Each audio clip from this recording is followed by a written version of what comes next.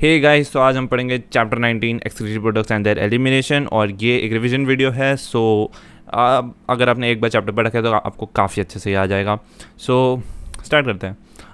हाँ, एक चीज़ और, ये जो येलो से मार्क्ड है ये इंपॉर्टेंट चीज़ें हैं, जो ब्लू से मार्क्ड है वो थोड़ा और इंपॉर्टेंट चीज़ें हैं, और जो ग्रीन से मार्क्ड है वो तो हद से ज़्यादा इंपॉर्टेंट है क्योंकि वो इन प्रीवियस ईयर्स में आ रखी हुई हैं। ठीक है, स्टार्ट करते हैं। Excretive products and there elimination. ठीक है, आज हम सब मिलकर क्या करेंगे, एक्सक्रीशन। ठीक है, तो देखो, animals accumulate ammonia, urea, uric acid and carbon dioxide, water ions. मतलब हमारे जो एनिमल्स जो होते हैं ना, सारे के सारे एनिमल्स की बात हो रही है, वो ammonia, urea, uric acid, carbon dioxide, water ions, ये सब अकोमोडेट करते रहते हैं, अकोमोडेट इकट्ठा करते रहते हैं, क्योंकि उनके बॉडी में ना मेटाबॉलिक एक्टिविटीज चलती रह रही है, कुछ ना कुछ होते रह रहा है, तो अब ये सारी चीज़ें कलेक्ट होती रह रही हैं। तो हमें ना इनमें से they are either by metabolic activities और इधर बाय द इंजेशन, खाते रहते हैं, तो उससे भी कलेक्ट होता रहता है। तो हमें क्या ये सारा का सारा, मतलब जितना हम कर लेते हैं कलेक्ट अकोमोडेट, उतना नहीं चाहिए होता है हमें। तो it must be remove totally और पार्शियली। थोड़ा सा उसे रिमूव करने की ज़रूरत पड़ती है, मतलब थोड़ा या पूरा। कुछ चीज़ें पूरा जो टॉक्सिक है वो तो भाई रिमूव करना ही करना है। जो थोड़ा कम टॉक्सिक है और ज़्यादा हो रहा है, ज़्यादा भी यार, कोई भी चीज़ in excess is wrong, is harmful है ना, कोई भी चीज़ in excess is harmful. So वही है, उसको ज़्यादा नहीं होने देना है, तो पार्शियली रिमूव करना है। तो ये सब होता है एक्सक्रीशन का पर्पस, है ना, बहुत इंपॉर्टेंट चीज़ है। In this chapter you will learn the mechanism of the elimination of the substance with the special emphasis on the common nitrogenous waste, ammonia, urea, uric acid। तो यहाँ पे देखो मैं लिख देता हूँ nitrogenous waste, GENOUS, nitrogenous waste. देखो nitrogenous waste क्या होते हैं, नाइट्रोजन कंटेनिंग होते हैं। ठीक है, नाइट्रोजन NING। ठीक है, इनके अंदर नाइट्रोजन, मतलब ये जो कंपाउंड्स होते हैं, जैसे अमोनिया, यूरिया, यूरिक एसिड, इनके अंदर नाइट्रोजन होता है। सो इसलिए हम इसे नाइट्रोजनस वेस्ट कहते हैं। ठीक है, you can directly call it a waste, तो वो भी एक तरीका है। अब तो हमारा पहला कौन सा है, अमोनिया, बट क्योंकि सब में नाइट्रोजन होता है तो नाइट्रोजनस कहते हैं, अमोनिया। ठीक है, अमोनिया, फिर है हमारा यूरिया, फिर है हमारा यूरिक एसिड। ठीक है, अमोनिया, यूरिया, यूरिक एसिड। सो ये तीन चीज़ें हैं, AMM होगा, अमोनिया, यूरिया, यूरिक एसिड। ठीक है, सो इसमें देखो the major form of nitrogen, ये मेजर फॉर्म्स हैं नाइट्रोजनस वेस्ट के, जो मेजर फॉर्म्स हैं वो यही तीन हैं। अब इसमें जो अमोनिया है वो मोस्ट टॉक्सिक होता है। ठीक है, ammonia is the most toxic. Ammonia क्या होता है, most most most most most most toxic waste होता है। यूरिया थोड़ा मिड का होता है। ठीक है, एंड ये मिड का होता है, एंड यूरिक एसिड ये मिनिमम है। ठीक है, ये मिनिमम टॉक्सिसिटी होती है इसकी, ये कम से मतलब बहुत ही हल्का, बिल्कुल टॉक्सिक नहीं होता है। ठीक है, सो ये हमारा हो गया अमोनिया। ये यहाँ पर कहाँ लिखा है, ammonia is the most toxic and require large amount of water for its elimination, whereas uric acid being least toxic होता है। ये लीस्ट मतलब सबसे कम टॉक्सिक होता है, and can be reduced from the minimum water loss. तो जो जितना कम टॉक्सिक है, जैसे ये मिनिमम टॉक्सिक है तो इसमें मिनिमम वाटर लॉस होता है। क्या होता है इसमें, मिनिमम वाटर लॉस। यहाँ पे वाटर लॉस नहीं होता है। ठीक है, यहाँ पे मिनिमम LOSS लॉस, एंड यहाँ पर काफ़ी वाटर लॉस होता है। ठीक है, इसमें सबसे ज़्यादा वाटर लॉस होता है, मैक्सिमम लिख देता हूँ, मैक्सिमम वाटर लॉस, एंड उसमें बीच का तो बीच का ही रहेगा। ठीक है, so the process of excreting ammonia is ammonotelism. जब कोई ऑर्गेनिज्म अमोनिया एक्सक्रीट करता है तो हम उसे कहते हैं भाई तुम हो अमोनोटैलिज्म हो, तुम क्या हो, तुम ammonotelism. Many bony fishes, aquatic amphibians, aquatic insects are ammonotelic. सारी मतलब बहुत सारी ऐसी बोनी फिशेज होती हैं, एक्वेटिक एम्फीबियंस होते हैं, एक्वेटिक इंसेक्ट्स होते हैं जो कि अमोनोटैलिक होते हैं नेचर में। एक्वेटिक, यहाँ पे तुमने एक चीज़ का ध्यान दिया, एक वर्ड यूज़ किया है, एक्वेटिक। ठीक है, मतलब इनके पास पानी बहुत है यार, पानी की तो कमी नहीं है, पानी में डूबे हैं, मतलब पानी तो इनके पास चारों तरफ पानी है। तो इनके पास पानी की कमी नहीं है, इस वजह से ये अमोनोटैलिज्म कर पाते हैं, है ना, क्योंकि इनके पास पानी ही पानी है। इसमें देखो वाटर लॉस बहुत ज़्यादा है, बट इनके लिए ज़्यादा कम मतलब इनको पानी, भाई पानी इनका जन्नत है, इनके पास पानी ही पानी है, तो इनको कोई फ़र्क नहीं पड़ता कि ये यूरिक एसिड या अमोनिया। एंड अमोनिया सेक्रेट करना लाइक उसको अमोनिया ही मतलब डायरेक्ट वेस्ट होता है, उसे कन्वर्ट नहीं करना पड़ता है, तो इसलिए उसको सेक्रेट करना काफ़ी आसान है मेटाबॉलिकली। तो इस वजह से, और पानी तो है ही इनके पास, तो वो इनका बेस्ट तरीका होता है। Ammonia as it is readily soluble, readily मतलब इजीली सॉल्युबल होता है, is generally excreted by the diffusion across the body surface through the gill surface. And ये देखो ये लोग क्या करते हैं, सिर्फ बॉडी सर्फेस यानी कि डिफ्यूजन, है ना, इनके पास गिल्स होते हैं जिससे ये लोग अपना ऑक्सीजन वगैरह सब एक्सचेंज करते हैं, तो उससे ही ये लोग अमोनिया भी एक्सचेंज कर लेते हैं, उसको डायरेक्टली डिफ्यूज़ कर देते हैं वाटर बॉडीज़ में। ठीक है, अमोनियम आयंस को। The kidneys do not play any significant role in this removal. Kidney का कोई खास काम है नहीं इसमें। ठीक है, terrestrial adaptation necessitate the production of the necessitates. देखो टेरेस्ट्रियल एडेप्टेशन, जैसे ही हम लोग पहले पानी में थे फिर हम लोग आए धरती पे, तो जब हम धरती पे आए ना तो हमको लेसर टॉक्सिक नाइट्रोजन वेस्ट को रिमूव करने का ऐसा नीड पड़ा कि अब हमको ना अपने वेस्ट को थोड़ा सा कम टॉक्सिक बनाना पड़ेगा ताकि हम वाटर को कंजर्व कर पाए। इसका पर्पस क्या था? कंजर्वेशन ऑफ वाटर, ठीक है। Production of lesser toxic nitrogen waste like urea and uric acid. Urea and uric acid क्या होते हैं? थोड़े से लेसर टॉक्सिक होते हैं, ठीक है। तो इस वजह से हमने क्या किया, इनका किया। Uric acid being the least, एक सेकंड, यूरिक एसिड को लिखा है ना, हाँ सही है। So mammals and many terrestrial amphibians and the marine fishes mainly excrete urea and are called ureotelic। जो mammals होते हैं और बहुत सारे terrestrial amphibians होते हैं and marine fishes होती हैं, वो क्या करते हैं? mainly यूरिया को excrete करते हैं and उनको यूरिकोटैलिक कहते हैं, ठीक है। सो मतलब टेरेस्ट्रियल देखो, टेरेस्ट्रियल जैसे एम्फीबियंस बन गए, सो कुछ ऐसी मराइन फिशेस भी यूरिया ही एक्सट्रीट करती हैं, क्योंकि अभी उनके पास थोड़ा बहुत पानी है, ये मिड का है ना, एक बीच का एक है ना, समझ रहे होगे। सो अमोनिया बात करें तो ammonia produced by metabolism and converted into urea in the liver of these animals and released into the blood flow and released into the blood which is filtered and excreted out of the kidneys. यहाँ पर kidneys का purpose देखो देखने को मिला हमें कि ये लोग क्या कर रहे हैं, ये लोग अमोनिया तो प्रोड्यूस, इनके पास अमोनिया ऐसा नहीं है अमोनिया बन रहा है, लेकिन अमोनिया को क्या कर रहे हैं ये लोग अमोनिया को कन्वर्ट कर दे रहे हैं यूरिया में एंड उसे फर्दर फिर ब्लड में फेंक दे रहे हैं। ब्लड फिल्टर करके हम ब्लड से यूरिया को निकाल कर एक्सट्रीट कर दे रहे हैं। So this is the whole thing, ठीक है। Some of the amount of the urea may be retained in the kidney matrix of this animals to maintain desired osmolarity. कुछ यूरिया हमारी बॉडी में, हमारे किडनी में मतलब रहता है हमारी ऑस्मोलैरिटी को में। अब ऑस्मोलैरिटी क्या होता है? ऑस्मोलैरिटी होता है कंसंट्रेशन टर्म है एक, ठीक है। जैसे मोल्स, जैसे हमारा मोलैरिटी होता है, मोलैलिटी होता है, ये सब कंसंट्रेशन टर्म्स हैं। तो यहाँ पर होता है, तुम एक तरह से मोल्स पर केजी समझ सकते हो इसे, number of molecule, moles molecule पर केजी, इस तरीके से उसको कहते हैं। तुम बस इतना समझो कि ये एक है, एक कंसंट्रेशन टर्म है, ठीक है। जहाँ पे कंसंट्रेशन ज़्यादा होगी उसका ऑस्मोलैरिटी ज़्यादा होगी। किस चीज़ की कंसंट्रेशन? सॉल्यूट की। बस इतना दिमाग में रख लो, काम खत्म है। सॉल्यूट की, एंड यहाँ पे मेनली सॉल्वेंट जो रहता है वो ज़्यादातर मतलब मोस्ट ऑफ द केसेस में वाटर रहता है। सो देखते हैं यहाँ पे क्या रहता है। रेप्टाइल्स वही रहता है वैसे। Reptiles, birds, land snails, insect excrete nitrogen waste as uric acid in the form of pellet और पेस्ट। देखो रेप्टाइल्स, बर्ड्स, लैंड स्नेल्स, कभी स्नेल्स की बॉडी देखी है? इंसेक्ट्स, ये सब क्या करते हैं? ये सब नाइट्रोजनस वेस्ट जो अपना एक्सक्रीट करते हैं वो यूरिक एसिड के फॉर्म में करते हैं, एंड यूरिक एसिड ना पेस्ट के फॉर्म में सिक्रीट होते हैं। देखो यूरिक एसिड को थोड़ा सा पानी चाहिए, है ना, मिनिमम वाटर लॉस, नहीं उसको बिल्कुल नहीं चाहिए, minimum water loss and are called uricotelic, and वो क्या होते हैं? यूरिकोटैलिक होते हैं, ठीक है। मिनिमम वाटर लॉस यानी कि रेप्टाइल्स, बर्ड्स, स्नेल ये सब अपना पेस्ट के फॉर्म में वेस्ट यूरिक एसिड सिक्रीट करते हैं with a minimum water loss and are called uricotelic, ठीक है। इनके पास भाई पानी की बहुत कमी है, ये लोग इस वजह से क्या करते हैं, इस तरीके से यूरिक एसिड सिक्रीट करते हैं, ठीक है। उसमें वाटर लॉस मिनिमम होता है, ठीक है। चलो, a survey in the animal kingdom represent a variety of excretory structure. देखो अब यहाँ पे एक्सक्रीटरी स्ट्रक्चर्स की बात हो रही है मेनली, ठीक है। अच्छा, यहाँ पर क्वेश्चन आ रखे हैं, देखो ये जो ग्रीन ग्रीन कर रखा है यानी कि इस पार्ट से क्वेश्चन आ रखे हैं, इसे ध्यान से पढ़ना। चलो, survey of animal kingdom presents a variety of the excretory structures. In most of the invertebrate these structures are the simple tubular form whereas the invertebrates have a complex tubular organ called kidney. कुछ में ये simple tubes होते हैं, ठीक है, मतलब simple एक tube है पतली सी जो अपना एक्सक्रीशन कर रही है, ऐसे भी होते हैं कुछ। मोस्ट ऑफ द इनवर्टिब्रेट्स में ऐसा ही होता है। वेर एज वर्टिब्रेट्स की बात करें, वर्टिब्रेट्स भाई कॉम्प्लेक्स ऑर्गेनिज्म है तो सब कॉम्प्लेक्स होता है उनका, तो किडनी भी होती है उनके पास, है ना, उनके पास एक पूरा का पूरा ऑर्गन है इस चीज़ के लिए जो ये काम कर रहा है, ठीक है। Some of these structures are mentioned here, जैसे कि कुछ की बात करिए, फोटोनेफ्रीडिया को फ्लेम सेल्स पे कहते हैं, and there are the excretory structure in platyhelminthes.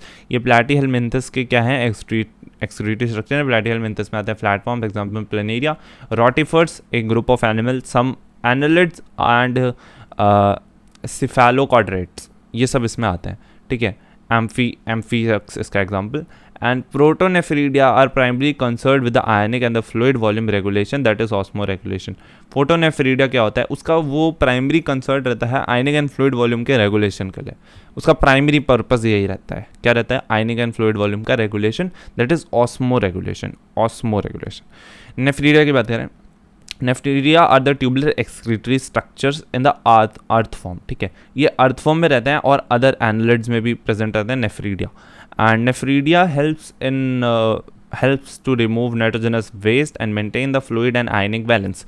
ये हमारा नाइट्रोजनस वेस्ट को रिमूव करता है, फ्लूइड एंड आयनिक बैलेंस को मेंटेन करता है। Malphizian tubules are excretory structure in most of the insects। Insects में क्या होता है? Malphizian tubules including cockroach. Cockroach में भी हमें Malphizian tubules मतलब कुछ ऐसा ट्यूब्स होती हैं बहुत सारी बस, और वो क्या करती हैं? They help in the removal of nitrogenous waste and osmoregulation. Osmoregulation का मतलब क्या होता है? देखो ऑस्मो 2 बार आ चुका, ऑस्मो बताया ना ऊपर, ऑस्मोलैरिटी, ये वही है, वही चीज़ है। ऑस्मो रेगुलेशन, उसका रेगुलेट करना मतलब तुम्हारी बॉडी में क्या कितने, देखो तुम्हारी बॉडी में एक फिक्स्ड होम्योस्टैसिस चाहिए होता है। तुम्हारा जो टेम्परेचर है, तुम्हारा जो ब्लड में शुगर का लेवल है, तुम्हारा जो सब कुछ है ना, वो बहुत ही एक बैलेंसिंग कंडीशन में रहता है, और उसका बैलेंस बिगड़ता रहता है, वो डायनेमिक कंडीशन में रहता है। डायनेमिक यानी कि हमेशा चलती हुई, है ना, एक इक्वेशन है जो हमेशा बैलेंस करने की कोशिश करती रहती है अपने आप को, जैसे कोई 2 प्लेन के विंग्स अपने आप को बैलेंस करने की कोशिश करते रहता है जब टर्न होता है। तो वैसा ही है, मतलब जब कोई भी चीज़ तुम्हारी बॉडी में होती है, जब तुम कुछ खाते हो तो तुम्हारी बॉडी में शुगर बढ़ता है, उधर से हार्मोन सिक्रीट होते हैं, शुगर को कम करने लगते हैं, मतलब होम्योस्टैसिस की तरफ बॉडी हमेशा भागने लगती है, एक इक्विलिब्रियम की तरफ हमेशा भागती रहती है, बट वो डिस्टर्ब भी होता रहता है continuously, and this is the whole metabolism is. ये मेटाबॉलिज्म की एक तरीके से डेफिनेशन है, उसको मैंने डिफाइन कर दिया। मतलब इतना बोल गया मतलब मेन चीज़ क्या, ऑस्मो रेगुलेशन क्या होता है? आयंस का बैलेंस, ठीक है, ओके। एंटेला ग्लैंड्स एक और स्ट्रक्चर की बात करिए, इनको कहते हैं green glands. They perform excretory function in crustaceans, ठीक है, क्रस्टेशियंस लाइक प्रॉन्स, इसमें प्रॉन्स आते हैं, श्रिम्प्स आते हैं, आई गेस क्रैब्स भी। सो ह्यूमन एक्सक्रीटरी सिस्टम, अब यहाँ से शुरू होती है असली चीज़, अब हम सबकी फेवरेट चीज़, ह्यूमन की बात होने लगती है तो मज़ा आने लगती है, क्योंकि हम इसे ना फील कर सकते हैं। इन ह्यूमन फील मतलब उसको सेंस मतलब इमेजिन कर सकते हैं ना, तो खुद के बारे में जानने में अच्छा लगता है।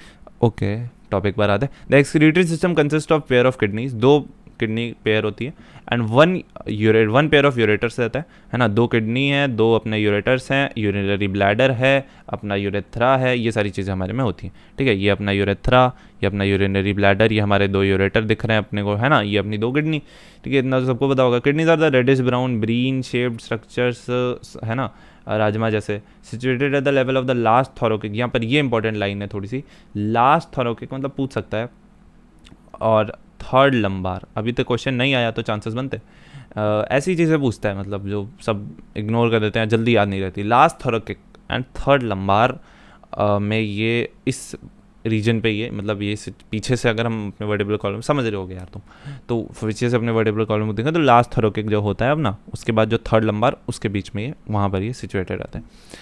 Close to the dorsal inner wall of the abdominal cavity, ठीक है, ये अपना क्लोज टू डॉर्सल इनर यानी पीछे के साइड, है ना, डॉर्सल यानी पीठ, dorsal inner wall of the abdominal cavity पे ये रहता है, यानी कि अगर तुम किडनी ऐसे हाथ ऐसे पीछे रख दो कमर पर, तो वहाँ पर तुम्हारी किडनी लगभग रहती है। So each kidney of the adult human measures 10 to 12 centimetre in length and 5 to 7 centimetre in with, 2 से 3 centimetre in thickness, and the average weight is 120 to 170 grams. सब डेटा है, सब एक बार पढ़ लो, याद रखने की कोशिश करो। Towards the centre of the inner concave surface the kidney is a notch called helium. अब देखो हम किडनी में थोड़ा आ गए, देखो centre of inner concave surface, ये जो अपना है किडनी, ये क्या किडनी बनाई मैंने किडनी देखो यहाँ पे बता दो, ये जो अपना किडनी है, ये कुछ ऐसा है ना अजीब सा राज में जैसा, तो इसमें ये वाला सरफेस है ना कनकेव है, सो वही चीज़ लिखे, towards the centre of the inner concave surface the kidney is a notch called helium through which ureter blood vessels and nerve enter. Notch यहाँ पे देखो मैं बताता हूँ, ये जो तुमको दिख रही है, इसमें ये जो एरिया है ऐसे एक सर्कल कर दो, ये जो पूरा एकदम है ना गोला जो है, ये पर्टिकुलर एरिया है ना एक रिंग, ये जो एरिया है इसे हीलियम कहते हैं, जहाँ पे सब कुछ अंदर घुसता है, यूरेटर अंदर चला जाता है, सारे अपने ब्लड वेसल्स वगैरह है ना, ये इन्फीरियर वेना कावा है, ये सब है ना इसके अंदर जाते हैं। ये दूसरा कौन सा है, डॉर्सल एओर्टा, तो ये सब जो अंदर जाते हैं इस पार्ट को जहाँ पर ये एंटर करते हैं, उस गेट को, gate is the best word, उसको कहते हैं hilum. So blood vessels and nerves enter, nerves भी एंटर करती है। Inner to the hilum is a broad funnel shaped space called renal pelvis. अब जैसे देखो एकदम दुनिया एक है ना, हम एक किडनी की दुनिया में जा रहे हैं, तो जैसे तुम गेट पे गए तो गेट पे बड़ा बड़ा लिखा था हीलियम, ऐसे इमेजिन करो हीलियम लिखा था बड़ा बड़ा, तुम अंदर गए, तुमने देखा वहाँ पर एक वो नहीं होता माइलस्टोन, वो लगा था, उसमें लिखा था कि भाई रीनल पेल्विस है, ये तुम्हारा क्या है, रीनल पेल्विस है। अब फिर तुम और आगे, अब वहाँ पे तुमने देखा बहुत सारे रास्ते खुले हुए थे, है ना, कई सारे रास्ते खुले हुए थे। तो जैसे कि ये देखो, ये रास्ते खुले हुए हैं, ये कई सारे ऐसे ऐसे रास्ते खुले हुए थे। रुको मैं बड़ा सा बना दूँ इसको। ये तुम ये देखो, ये रहे, यहाँ पर गेट लगा था तुम्हारा हीलियम का, तुम अंदर गए, फिर तुमने देखा कि यार बहुत सारे रास्ते हैं ऐसे ऐसे करके, ठीक है। ये जहाँ पर तुम खड़े हो अभी इस पोजीशन पे, ये जगह क्या है, रीनल रेलवे से। अब बहुत सारे रास्तों में से तुम किसी एक रास्ते में चले गए और वहाँ पे दूसरा माइलस्टोन लगा था कि कैलेक्स का, ये क्लासेस कैलाइसिस इसका वो है रूलर, पता नहीं मैं सही प्रोनाउंस कर रहा हूँ ऐसे कि नहीं, कैलेक्स तो सही कर रहा हूँ आई गेस। तो कैलेक्स, ठीक है, CLYX, कैलेक्स इसका सिंगुलर वर्ड है। यानी कि तुम वो जहाँ गए वहाँ पे माइलस्टोन, एक किसी रास्ते पे चले गए तो वहाँ पर माइलस्टोन लगा था कि ये कैलेक्स है, ठीक है, वो जो रास्ता है। And the outer layer of the kidney, अब हो गया, ठीक है, अब बाहर आ जाओ इस दुनिया से। आउटर लेयर, अब जो किडनी को पूरा एकदम आउटर, जैसे अर्थ का एटमॉस्फेयर, वैसे किडनी के आउटर लेयर को कैप्सूल कहते हैं। क्या कहते हैं? कैप्सूल कहते हैं। किडनी को पूरा कवर करके रखती है। यहाँ पे मार्क नहीं किया हुआ है डायग्राम में, हाँ नहीं किया हुआ है ना। सो वो होती है capsule. Inside the kidney there are 2 zones, the outer cortex and the inner medulla. जो किडनी होती है ना, वो किडनी को अगर तुम ऐसे कट करो, चॉप करो, तो तुम्हें बाहर से ऐसे दिख जाएगा, थोड़ा सा डार्क डार्क दिखेगा, फिर तुम्हें अंदर ना लाइट लाइट सा दिखेगा, ऐसे तुम्हें दिखेगा। अब तुम्हें पिरामिड्स वगैरह नहीं दिखेंगे, वो सब इमेजिनरी स्ट्रक्चर्स होते हैं, मतलब होते हैं बट उसको थोड़ा सा इमेजिन करना पड़ता है। सो अपना जो आउटर कॉर्टेक्स है वो थोड़ा सा ना डार्कर होता है, इनर कॉर्टेक्स थोड़ा सा लाइटर तो दिखता है। So the medulla is divided into a few conical masses, medullary pyramids. तो जो मेडुला होता है ना वो डिवाइडेड होता है बहुत सारे ऐसे कॉनिकल मासेस में, एंड इनको कहते हैं मेडुलरी। ये जो है ना अपने पिरामिड्स हैं, मेडुलरी पिरामिड्स, है ना, यहाँ पर ऐसे रहता है, ये अपने मेडुलरी पिरामिड्स हो गए, करेक्ट। सो ये अपना मेडुला है। मेडुला किस कहाँ पर है? Medulla is divided into few conical masses. Medulla में होते हैं हमने मेडुलरी पिरामिड्स, इनका नाम में ही है ना मेड्यूलरी पिरामिड्स, तो मेडुला में होते हैं। सो अंदर के साइड मतलब है ना। प्रोजेक्टिंग इनटू कैलेसिस, ये होते हैं, ये मतलब प्रोजेक्टिंग, मतलब तुम चलो अब वही दुनिया में वापस आ जाओ। अब तुम कैलेक्स तक पहुंचे थे, कैलेक्स से तुम और अंदर जाओगे तो वहाँ पे तुमको एक और माइलस्टोन मिलेगा, और वहाँ पे कई लोग दिखेंगे तुम्हें जो अपने अपने काम में लगे होंगे। वो वहाँ पर हम बोलेंगे कि भाई ये कौन सी जगह है, तो तुम पूछोगे तो वो लोग बोलेंगे कि भाई तुम आ गए हो मेडुलरी पिरामिड में, ठीक है।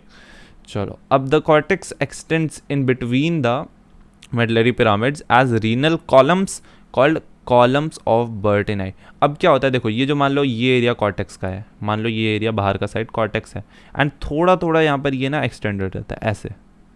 अब ये कॉर्टेक्स था बट यहाँ तक एक्सटेंड हो गया, तो ये जो एरिया है हम इसे कहते हैं कॉलम्स ऑफ बर्टिनाई, ठीक है। क्या कहते हैं? Columns of Bertini. So these are the columns of Bertini, and each kidney has nearly 1 million complex tubular structures called nephrons. वहाँ पे जो लोग काम कर रहे थे ना, तुमने जाके पूछा भैया आपका नाम क्या है, तो उन्होंने बोला हम नेफ्रॉन्स हैं, वो काम कर रहे थे वहाँ पे, ठीक है। तो वहाँ पर क्या रहता है, हर किडनी में मिलियंस, 1 मिलियन ईच किडनी, सोचो तुम्हें 2 मिलियन नेफ्रॉन्स हैं।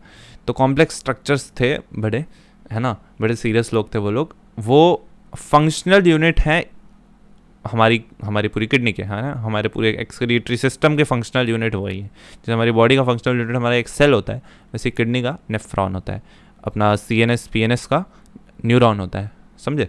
So each nephron has 2 parts, the glomerulus and the renal tubule. तो उसका जो सर था ना, वो जो बंदा जिससे तुम बात कर रहे थे, तो उसने पूछा ये सर तुम्हारा अजीब सा है, तुम्हारे सर का, उसने बोला मेरे सर का अलग नाम है, इसको हम लोग हेड नहीं कहते हैं, इसको कहते हैं ग्लोमेरुलस, एंड जो हमारा पूरा हाथ पैर है सब कुछ, इसको हम कहते हैं रीनल ट्यूब्यूल।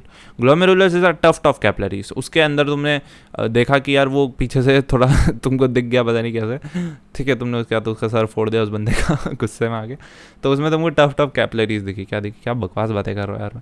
तो उसमें तुम्हें क्या दिखी? Tuft of capillaries. So tuft of capillaries formed by afferent arterioles, ठीक है। तो ग्लोमेरुलस के अंदर क्या है? Tuft of capillaries formed by the efferent arteriole, a fine branch of renal artery, जो कि फाइन ब्रांच थी तुम्हारी रीनल आर्टरी की, ठीक है। मतलब जो अपना ग्लोमेरुलस होता है उसका डायग्राम देखो, ये रहा, ये अपना वुमेन्स कैप्सूल है, एंड इसी के अंदर हमारा ग्लोमेरुलस होता है, एंड यहाँ से हमारा एफरेंट आर्टेरियोल ब्लड लेकर आता है एंड इफरेंट लेकर जाता है, ठीक है। सो यहाँ पर ये जो ब्लड लेकर आता है, तो यहाँ पर क्या लिखा है एग्जैक्टली, कहाँ गया, हाँ, तो हमारे जो वो टफ्ट ऑफ कैपिलरीज तुमको देखिए, वो formed by afferent arteriole, a fine branch of renal artery. देखो आर्टेरियोल क्या होता है? आर्टेरियोल देखो, जैसे अपने मैंने बोला ये आर्टरी है, ठीक है, इसमें ये समझ लो ये ब्लू कलर की है, रेड कलर की है, सॉरी, आर्टरी तो रेड दिखाते हैं ना मुझसे, ये मान लो रेड कलर की तुम्हारी आर्टरी है, एंड ये डिवाइड हुई 2 पार्ट में, तो मैं एक एक पार्ट को पता है क्या कहेंगे? आर्टेरियोल कहते हैं। एग्जैक्टली ये नहीं बता रहा हूँ कि अगर 2 पार्ट में डिवाइड कर दो तो एक आर्टेरियल नहीं। अब इसके बाद अगर ये और डिवाइड करे और कैपिलरीज बना ले, ठीक है, इसके बाद ये और डिवाइड करे और अगर कैपिलरीज बना ले, ऐसे कैपिलरी बन गई, फिर वो सब ज्वाइन होकर है ना वेन्स बन जाती हैं, आर्टरी बन जाती है, आर्टरी से वेन बन जाती है, क्योंकि ये है तो अपना पूरा ब्लड एक ही क्लोज सिस्टम में ना। आर्टरी वेन देखा जाए तो एक ही नर्व है, एक ही ब्लड वेसल है, बस अलग अलग जगह पे अलग अलग तरीके का ब्लड लेके घूम रही है। खैर, तो इसका पहला जो डिवीज़न है उसको तुम, यार ये वाइब्रेट क्यों कर रहा है, तो जो पहला डिवीज़न है उसको तुम कहते हो अपना आर्टेरियोल, ठीक है, यानी कि आर्टरी का छोटा portion. I hope it is visible, चलो अब ठीक है। हाँ, so the renal tubule begins with a double walled cup like structure called Bowman capsule. सो अच्छा एक पॉइंट रह गया, blood from the glomus capsule is carried away by an efferent arteriole. हाँ, तो इफरेंट आर्टेरियोल है जो इसको कैरी बैक करती है, फिर उसको वापस ले जाती है। ब्लड आया ग्लोमेरुलस में गया, फिर बाहर गया, अंदर कुछ कुछ हुआ तो वो हम देखेंगे बाद में। देखो यहाँ पर एक चीज़ नोटिस कर रो इस डायग्राम में कि एफरेंट आर्टेरियोल है वो थिनर है, थिन है थोड़ी सी। एक्स्ट्रा पॉइंट बता रहा हूँ, थोड़ा सा इंटरेस्टिंग सा था तो मुझे लगा बता देते हैं। तो एफरेंट आर्टेरियोल तुम देख रहे हो क्या है, ये थिन है थोड़ी सी, है ना। ये देखो यहाँ पे भी एफरेंट बड़ी है ना। एफरेंट समझो ए फॉर आना, वैसे एफरेंट मतलब होता है going toward something and efferent मतलब होता है going away from something.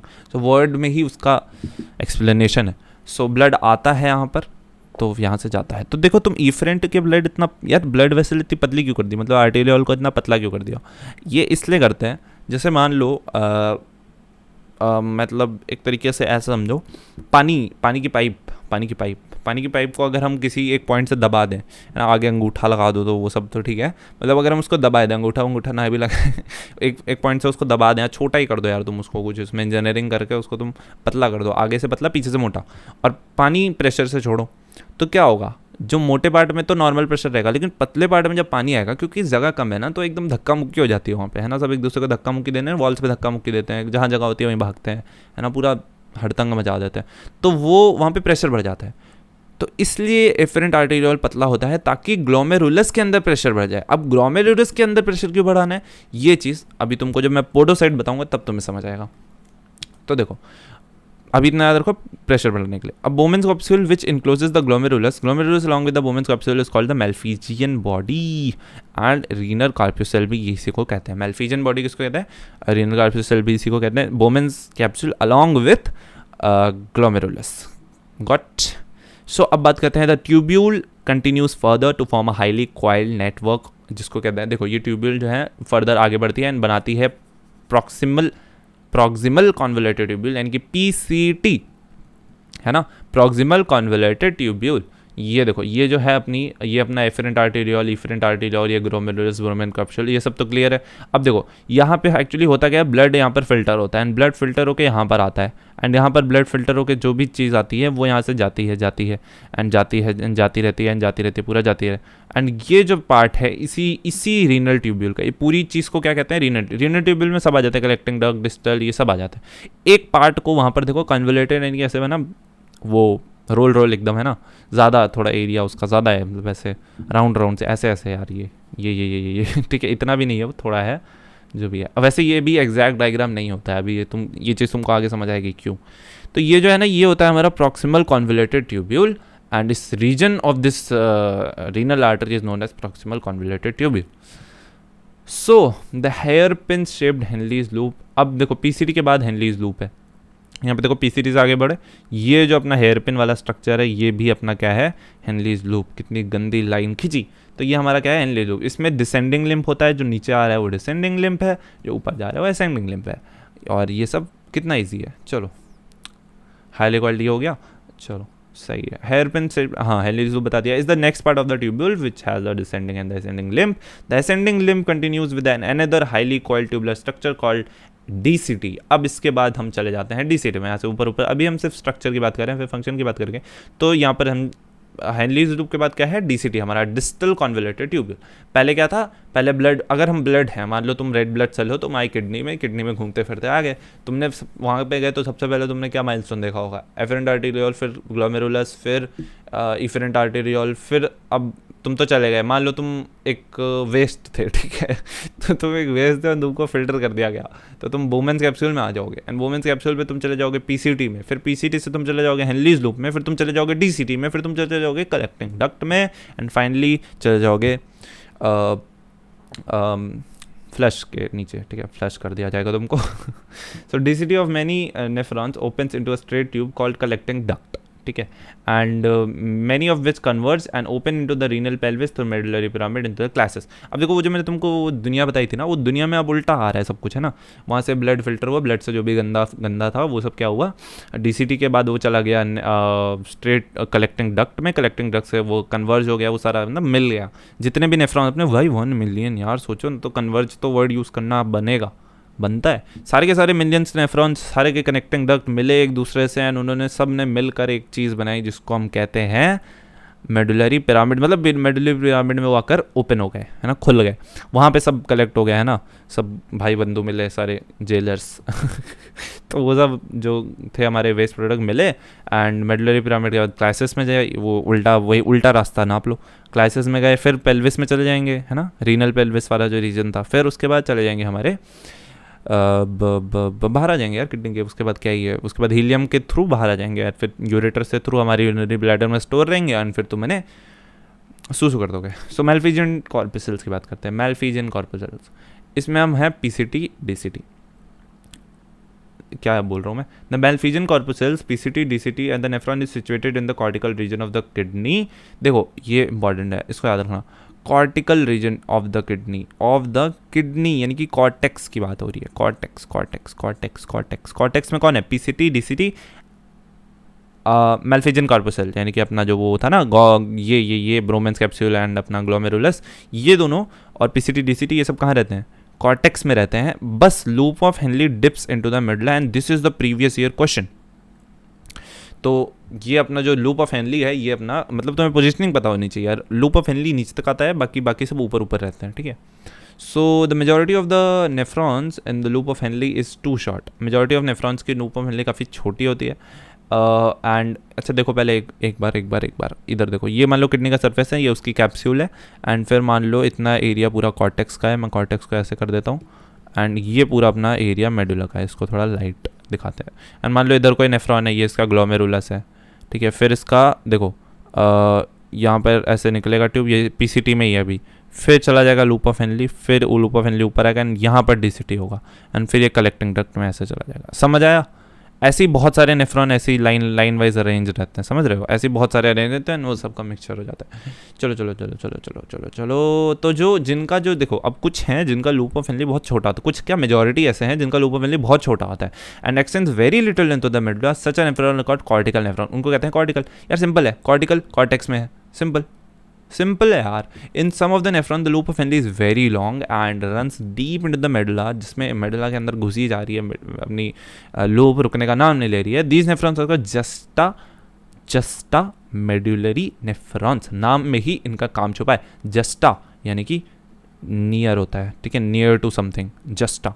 Medullary यानी कि मेड्यूला यार, है ना, मेडुला में रहता है। चलो, the efferent arteriole emerging from the glomerulus form the fine capillary network around the renal tubule called peritubular capillaries. अब ये जो अपनी एफरेंट आर्टेरियोल थी इमर्जिंग फ्रॉम द ग्लोमेरुलस, जो मतलब ग्लोमेरुलस से अपना सब हो के आ गई है, एफरेंट के बाद इफरेंट अब कहेंगे उसे, आर्टरीज है, मैं नाम बदलते जा रहे हैं बस, वो ग्लोमेरुलस से आ गई, अब वो फाइन कैपिलरीज बना लेती है अपने रीनल ट्यूब्यूल के अराउंड, ठीक है, अपनी जो पूरी रीनल ट्यूब्यूल है उसके अराउंड, एंड हम उसे कहते हैं, उन्हें सबको साथ में क्या कहते हैं, पेरिट्यूबुलर कैपिलरीज। यहाँ पे देख लो, ये जो रेड वाला है ना, पूरा रेड वाली यहाँ से निकली, फिर ये पूरा देखो, पूरा एकदम मिली हुई है ना, सबसे अपना गोलमेल बना रखा है उसने, तो इन्हें ये ऐसे इसी को कैपिलरी कहते हैं। कैपिलरी क्या होता है, जब ब्लड वेसल टूट के कई सारे मतलब बहुत छोटे छोटे वेसल्स में डिवाइड हो जाता है ताकि एक्सचेंज हो पाए, सो हमसे कहते हैं कैपिलरीज। सो इसे कहते हैं the peritubular capillaries, and the minute vessels of this network runs parallel to the Henle's loop forming a U shaped vasa recta. इनका एक वेसल जो यू शेप्ड वासा रेक्टा बनाता है इज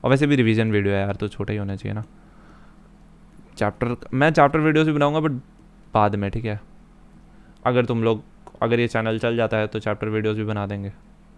चैप्टर पढ़ाने में तो मज़ा आ जाएगी, बट चैनल तो चले। So this is how it looks. ये अपना मान लो ये ट्यूब बना दिया मैंने, जो अपनी ट्यूब है, एंड इसके ऊपर देखो पोडोसाइट बैठा है, ट्यूब लेयर वही।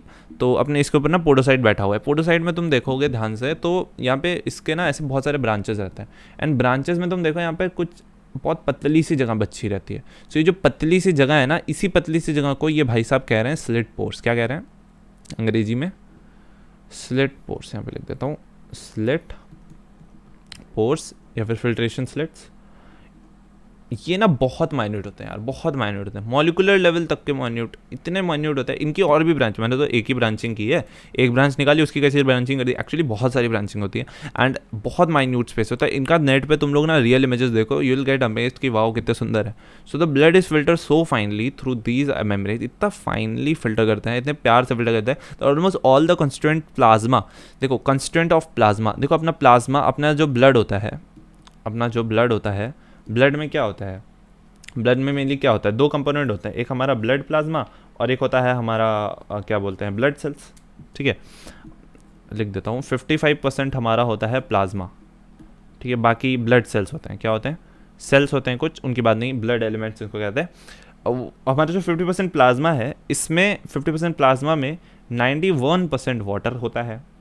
सो जो 91% वाटर ही होता है, हम पानी के ही बने हैं। और 7% प्रोटीन होते हैं कुछ। क्या होते हैं? 60% प्रोटीन होते हैं। प्रोटीन का फिल्ट्रेशन नहीं होता है, तब भी there are few small protein, नाम नहीं याद आ रहा है, आई गेस हाँ इंसुलिन होता है, ये फिल्टर हो जाता है बहुत, क्योंकि छोटे होते हैं।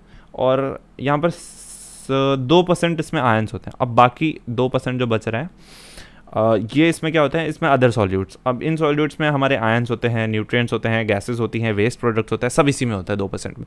एंड तुम सोचो, इसने प्लाज्मा का 55% प्लाज्मा का मतलब लगभग प्लाज्मा में क्या छोड़ा? सिर्फ बड़े बड़े प्रोटीन्स छोड़े एंड सब फिल्टर कर दिया, एक्सेप्ट प्रोटीन्स। बट एनसीईआरटी के मानो, एनसीईआरटी कह रहा है प्रोटीन तो सिर्फ प्रोटीन, ठीक है, passed into the lumen of the Bowman's capsule. Except protein को छोड़ के सब वुमेन्स कैप्सूल में फिल्टर हो गए, यानी कि ये पानी, ये प्रोटीन नहीं, प्रोटीन को छोड़ के 7% को छोड़ के, है ना। तो यानी कि 93% इस प्लाज्मा का इसने फिल्टर कर डाला, है ना। और तो अब क्या होगा? Therefore it is considered as the process of ultra, इसलिए से कहते हैं अल्ट्रा फिल्ट्रेशन। यार मतलब सभी फिल्टर कर डाला यार इसने तो। सो खतरनाक टाइप का फिल्ट्रेशन था ये, हमारे स्लिट पोर्स की मेहरबानी से ये हो पाया। The amount of filtrate formed by the kidney पर minute is called glomerular filtration rate. अब भाई हमने इनका रेट निकाला, हम हर चीज़ का रेट ही निकालते रहते, हमने रेट निकाला तो देखा उसे हम कहते हैं GFR। तो हेल्दी इंडिविजुअल में वो रहता है एक 125 ml पर minute, that is 180 litre per day. अब तुमको थोड़ा अजीब लग रहा हो कि यार 180 लीटर पर डे मतलब 180 लीटर या 300-400 लीटर की तो टंकी होती है, छत पे रखी होती है, 4 लगभग तुम्हारी फैमिली में तो भर दोगे एक दिन में तो मतलब एक बंदा भर देगा। सो मतलब GFR जो होता है ये बहुत ज़्यादा होता है, मतलब अपना जो फिल्ट्रेशन रेट है ये बहुत ज़्यादा होता है। 180 लीटर एक दिन में तुम लोग फिल्टर कर डालते हो, बट एक्चुअली क्या होता है, इतना सारा जो फिल्टर होता है इसका रीअब्जॉर्प्शन हो जाता है, ठीक है, एंड रीअब्जॉर्प्शन होता है, बचता एंड में काफ़ी कम है, जो काफ़ी कम होता है। एंड ये प्रोसेस इसलिए करते हैं ना कि मतलब तुम बोलोगे यार नहीं, अब मैं बोलता हूँ नहीं यार जो इंपॉर्टेंट नहीं है वही फिल्टर करो, वो चीज़ बहुत मुश्किल है बॉडी के लिए। बॉडी के लिए रीअब्जॉर्प्शन ज़्यादा ईजी है, क्योंकि वो ग्रेडियंट फ्लो वगैरह से हम लोग कर सकते हैं। ये बेस्ट मैकेनिज्म है, तभी एवोल्यूशन के साथ चला आ रहा है।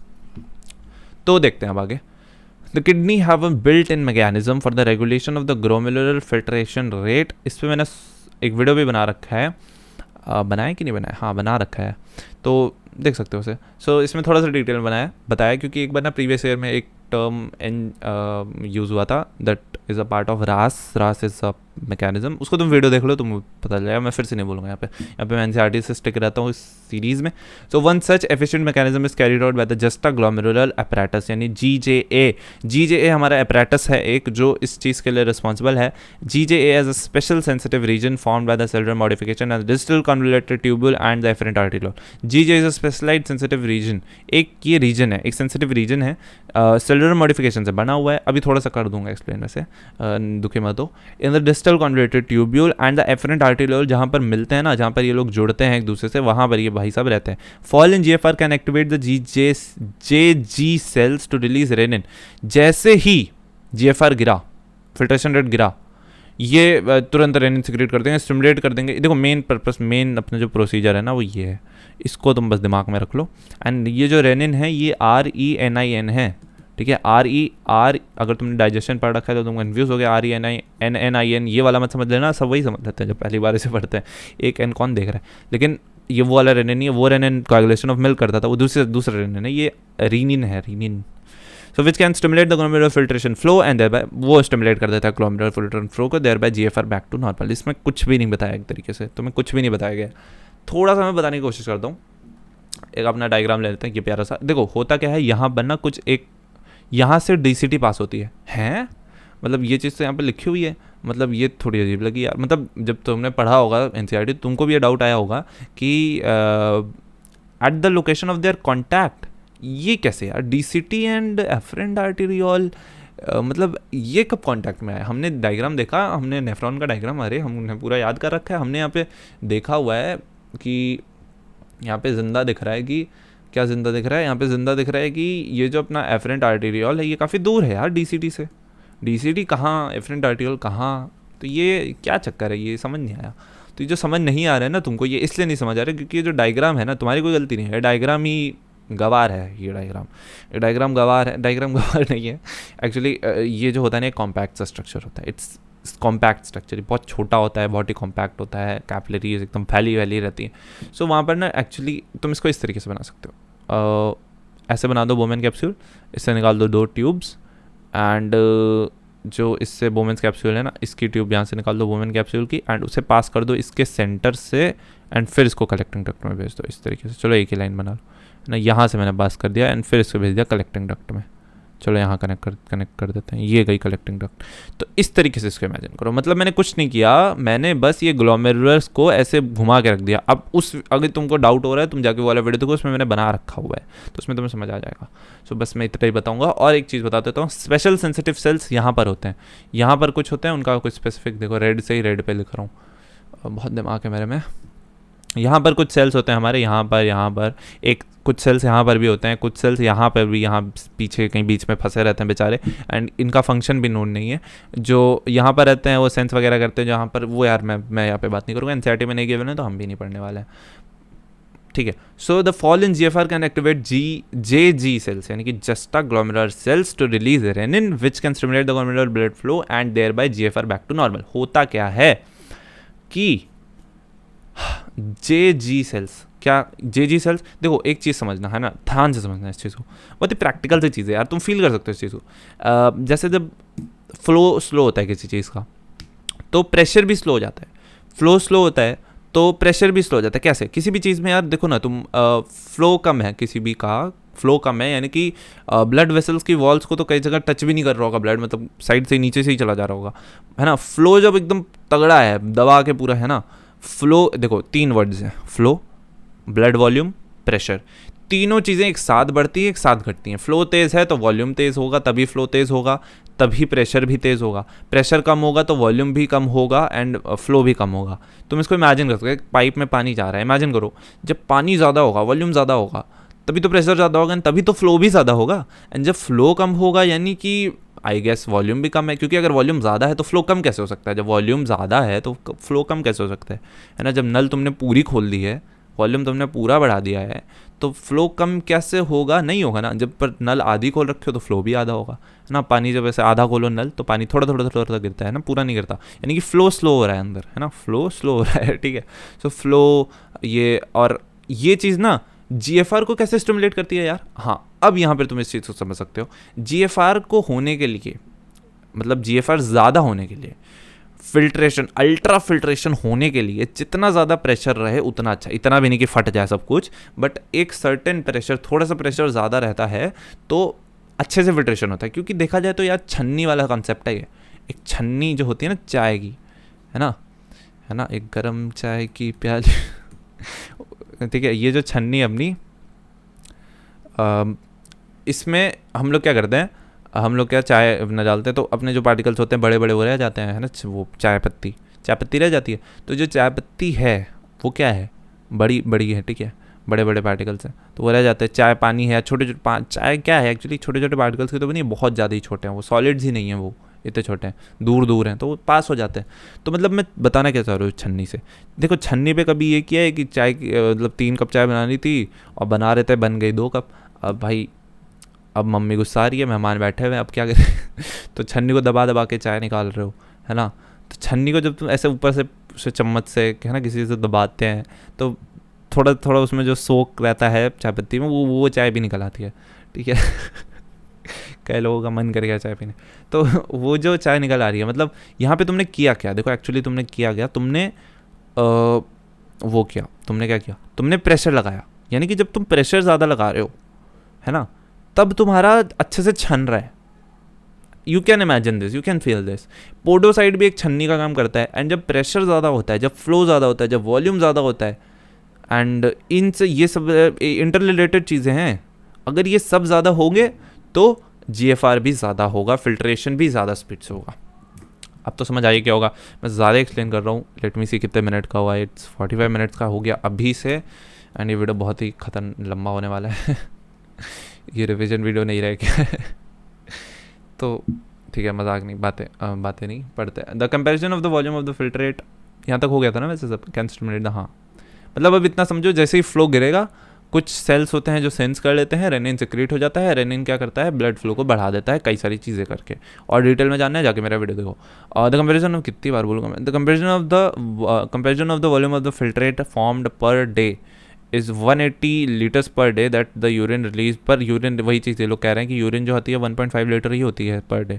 Suggest that nearly 99% of the filtrate are reabsorbed by the renal tube, यानी कि 99% ऑफ द फिल्ट्रेट, जितना भी फिल्टर हुआ उसका 99% रीअब्जॉर्ब कर लेता है, रीअब्जॉर्प्शन हो जाता है उसका, ठीक है। The tubular epithelial is the different segments of the nephron perform this either by the active or the passive mechanism. दो तरीके से ये एब्जॉर्प्शन होता है, एक्टिव और पैसिव मैकेनिज्म से। For example substance like glucose, amino acids, Na+ in the filtrate are reabsorbed actively. इनका जो है, इनका जो रीअब्जॉर्प्शन है वो एक्टिवली होता है, किसका, Na+, amino acids and glucose, इनका कैसे होता है, एक्टिवली होता है। Whereas the nitrogenous waste are absorbed by the passive transport. Nitrogen waste यार एब्जॉर्ब करना है नहीं, बट थोड़ा थोड़ा करना होता है तुम्हें, नाइट्रोजनस वेस्ट भी तुम्हारी बॉडी में थोड़ा बहुत होना चाहिए। So reabsorption of water also occurs passively in the initial segments of the nephron. Initial segments में वो पैसिवली होता है, फिर वाटर का, फिर बाद में, मतलब क्या इनिशियल सेगमेंट ऑफ, बस इतना ही लिखा है, हाँ। Reabsorption of water also occurs passively, हाँ ठीक है, हाँ ठीक है, तो वही है, मतलब वाटर का भी पैसिवली होता है in the initial segments of the nephron, पता नहीं शायद बाद में एक्टिवली हो। तो during the urine formation tubular cell secrete substance like H+, K+ ammonia into the filter. Urine formation के वक्त ट्यूबुलर सेल्स जो होते हैं हमारे, they secrete substance like H+, K+ ammonia into the filtrate, tubular secretion is also, ये into क्यों करते हैं यार, एक्चुअली उनको ना एक pH बैलेंस बना के रखना पड़ता है ब्लड में। H+ है ना जैसे, तो वो एसिड है ना, एसिड का कैरेक्टर बताता है, तो उस चीज़ को बैलेंसिंग करना है, जितना ब्लड में एसिडिक कैरेक्टर होना है, जितना भी होना चाहिए, जो भी एसिड बेसिस होता है उतना रहना चाहिए, तो उस हिसाब से ये चीज़ होती है ना। यहाँ पे इसीलिए वर्ड यूज़ किया है, मतलब इसलिए सिक्रीशन करते हैं ट्यूबुलर, अभी पढ़ेंगे इसके बारे में। Tubular secretion is also important as a step for urine formation as it help in maintenance of the ionic and the acid base balance. तो अपना जो ट्यूबुलर सिक्रीशंस हैं ये भी इंपॉर्टेंट है यूरिन फॉर्मेशन के स्टेप में, क्योंकि आयनिक और एसिडिक बैलेंस का मेंटेनेंस का करते हैं, ठीक है। अब देखो होता क्या है, फंक्शंस ऑफ ट्यूबुल्स, ये बहुत ही important topic. PCT is line, देखो सब ग्रीन है इसमें। PCT is line by simple cuboidal brush border. देखो PCT होता है ब्रश बॉर्डर से लाइन रहता है। मैं तुमको बात बताऊँ, यही सबका बाप है, मेन काम यही होता है। PCT सबका काम करता है, मतलब मेन काम जो है वो यही होता है। PCT is line by simple cuboidal brush border epithelium which increase the surface area of the reabsorption. Nearly all the essential nutrients 70 to 80% of the electrolytes and the water are reabsorbed by this segment. 70 to 80% of the electrolyte and water are reabsorbed by this segment, ठीक है, समझ रहे हो। 70 to 80% of electrolytes, सारा मतलब maximum काम तो यार यही करके बैठ गया इसने, सभी कर दिया। एंड वाटर भी आर रीअब्जॉर्ब्ड, सारा काम इसने कर दिया। PCT also helps to maintain the pH and the ionic balance, also लिखा है यहाँ पे, मेन पर्पज नहीं है, ऑल्सो लिखा है। Also helps to maintain the pH and the ionic balance, मतलब करता है balance of the body fluid by the selective, यहाँ पे कुछ वर्ड्स है तो बहुत इंपॉर्टेंट है, सिलेक्टिव सिक्रीशन, मतलब सिलेक्टिव यानी कि मतलब जितना चाहिए, ऐसा नहीं है पूरा मतलब करेगा ही, मे बी शायद तुम्हारा ब्लड एसिडिक हो रहा है ड्यू टू मेनी रीजंस, कुछ भी हो सकता है, तो मे बी ना करे, सिलेक्टिव सिक्रीशन यार, किसका, हाइड्रोजन आयंस का, अमोनियम आयंस का, पोटेशियम आयंस का, into the filtrate bye absorption of HCO3 from it. HCO3 क्यों अब उसने ले लिया, उसको पीएच भी तो, पीएच के साथ साथ आयनिक बैलेंस भी तो मेंटेन करना है, सारे बैलेंसिंग ये करता है ना, तो वहाँ पर ये एंड मतलब HCO3 का भी, HCO3 माइनस का भी, देखो एक्चुअली होता क्या है ना, तुमको बताऊँ तो ये बहुत ही कॉम्प्लेक्स होता है, ये हमारी एनसीईआरटी में एकदम सिंपल शब्दों में लिख दिया है, जैसा कि selective secretion of hydrogen ions, ammonia, potassium ions, बस तुम याद रख लो इसको, एज इट इज़ याद रख लो कि सिलेक्टिव सिक्रीशन होता है हाइड्रोजन आयंस का, अमोनियम आयंस का, पोटेशियम आयंस, क्योंकि एनसीईआरटी के बाहर बुक नीट पूछने की कोशिश नहीं करेगा, क्योंकि बहुत ही कॉम्प्लेक्स है, एक एक आयन का अलग अलग, HCO3 का अलग ही मैकेनिज्म होता रहता है। एंड तुमको बताऊं थोड़ा सा, अगर जो अपना सोडियम होता है ना, एक हमारा जो ट्यूबुलर होता है, मैं सिर्फ बोलूँगा लिखूंगा नहीं, इसमें मुझे टाइम वेस्ट नहीं करना है क्योंकि क्वेश्चंस आने के चांसेस बहुत मिनिमम होते हैं, बट तुम लोग एक बार जान जाओ कि ये चीज़ एक्चुअली कॉम्प्लेक्स है, इस वजह से तुमको एज इट इज़ याद करने की ज़रूरत है। देखो कॉम्प्लेक्स इसलिए है क्योंकि होता क्या है कि हमारी जो पीसीटी है वो करता क्या है, वो Na+ का ट्यूबुलर, जो हमारी ट्यूब्यूल्स होती हैं उन सेल में Na+ का कंसंट्रेशन को काफ़ी कम कर देता है, and due to pumps use करता है, सोडियम पोटेशियम पंप्स यूज़ करता है। सो वो क्या करता है, अपने tubular cells, renal tubular cells में इनका कंसंट्रेशन कम कर देता है, उसकी वजह से क्या होता है ना, Na+ धड़ाधड़ तरीके से भागना चालू कर देता है ट्यूब्यूल के बाहर। अब Na+ का एक तरीके से एक्टिव वो है ना, वो कंसंट्रेशन ग्रेडियंट की तरफ भाग रहा है कंटिन्यूसली, एक्टिव नहीं है, पैसिव होना चाहिए।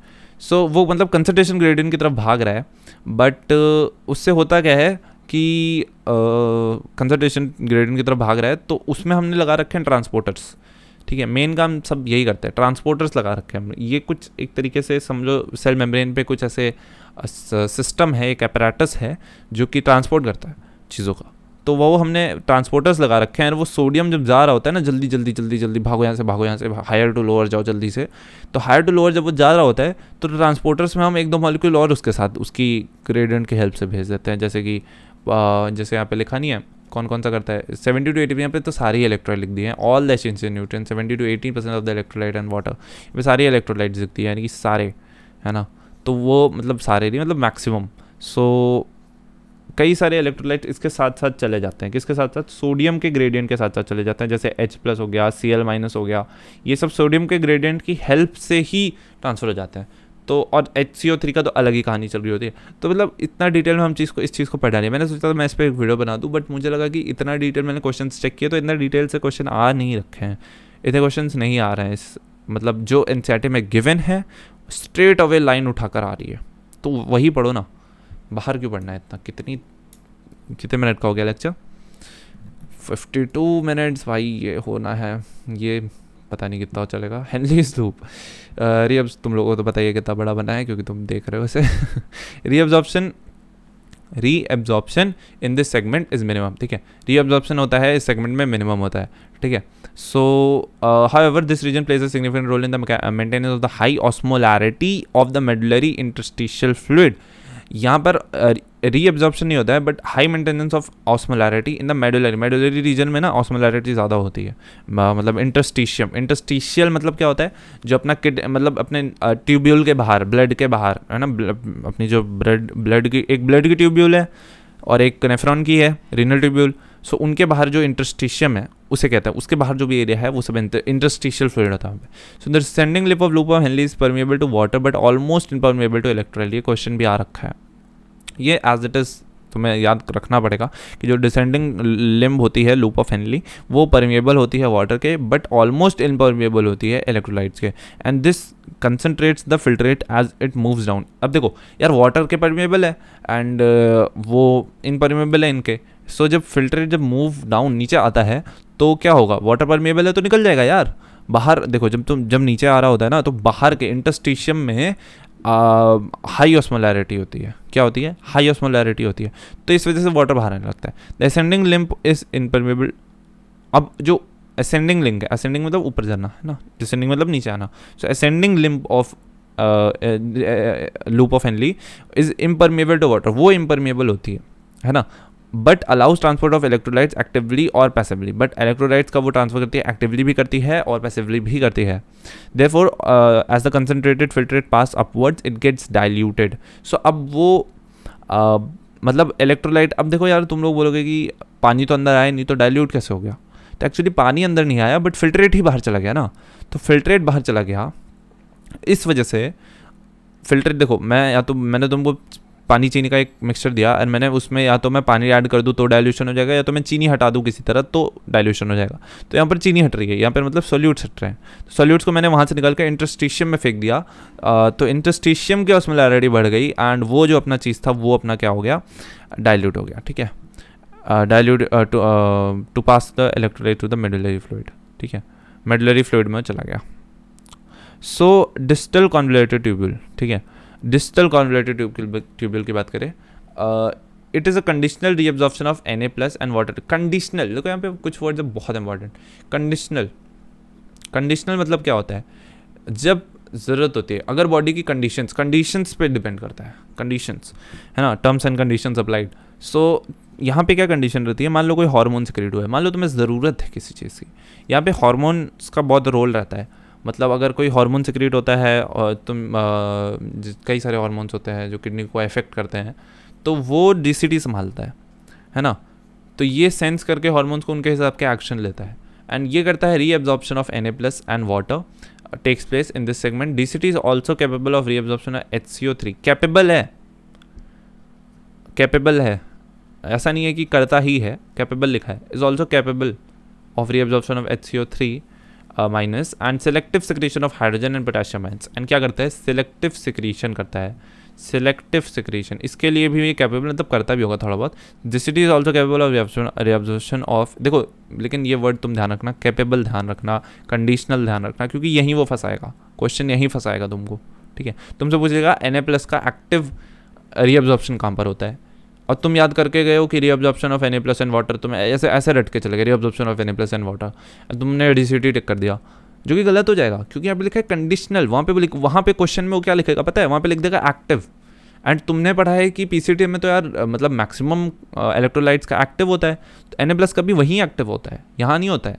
सो कंडीशनल होता है यहाँ पे, तो ये वर्ड ना बहुत इंपॉर्टेंट है, ये कंडीशनल, कैपेबल, सो इन सबको ध्यान में रखना। और सिलेक्टिव सिक्रीशन, सिलेक्टिव जब ज़रूरत है, सेलेक्टिव और कितना ज़रूरत है उस पर भी डिपेंड करता है, of hydrogen and potassium ions करता है एंड NH3 भी करता है। और ये सब करता क्यों, मतलब सेलेक्टिव कब करेगा यार, जब उसे pH मेंटेन करना है, उसे सोडियम पोटेशियम का बैलेंस मेंटेन करना है ब्लड के अंदर। ठीक है, एक फिक्स्ड बैलेंस है, एक फिक्स्ड pH है जो होना चाहिए, उसे मेंटेन करने के लिए होता है।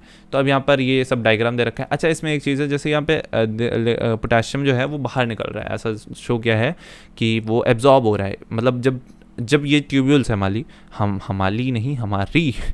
ये जब बाहर निकलती है तो उसे हम कहते हैं एब्जॉर्प्शन, जब अंदर जाता है तो हम उसे कहते हैं सिक्रीशन। करेक्ट, तो हम यहाँ बॉडी के टर्म्स में बात करते हैं, हम बॉडी और रीनल ट्यूब्यूल को साइड रखते हैं, है ना, और रीनल ट्यूब्यूल से हम एब्जॉर्ब करते हैं तो हम एब्जॉर्प्शन कहते हैं, और रीनल ट्यूब्यूल को दे देते हैं तो हम उसे सिक्रीशन कहते हैं। सो यहाँ पर देखो, यहाँ पर जिंदा लिखा हुआ है कि ये सिलेक्टिव सिक्रीशन करता है hydrogen and potassium and potassium ions, secretion लिखा है, बट यहाँ पर तो यार एब्जॉर्प्शन हो रहा है, बाहर जा रहा है, मतलब बॉडी में जा रहा है, मतलब एब्जॉर्ब हो रहा है। सो ये चीज़ पे ध्यान देना, यहाँ पर लिखा है सेलेक्टिव, इसलिए मैं कह रहा हूँ इन वर्ड्स पे ध्यान दो, ये गलत नहीं है।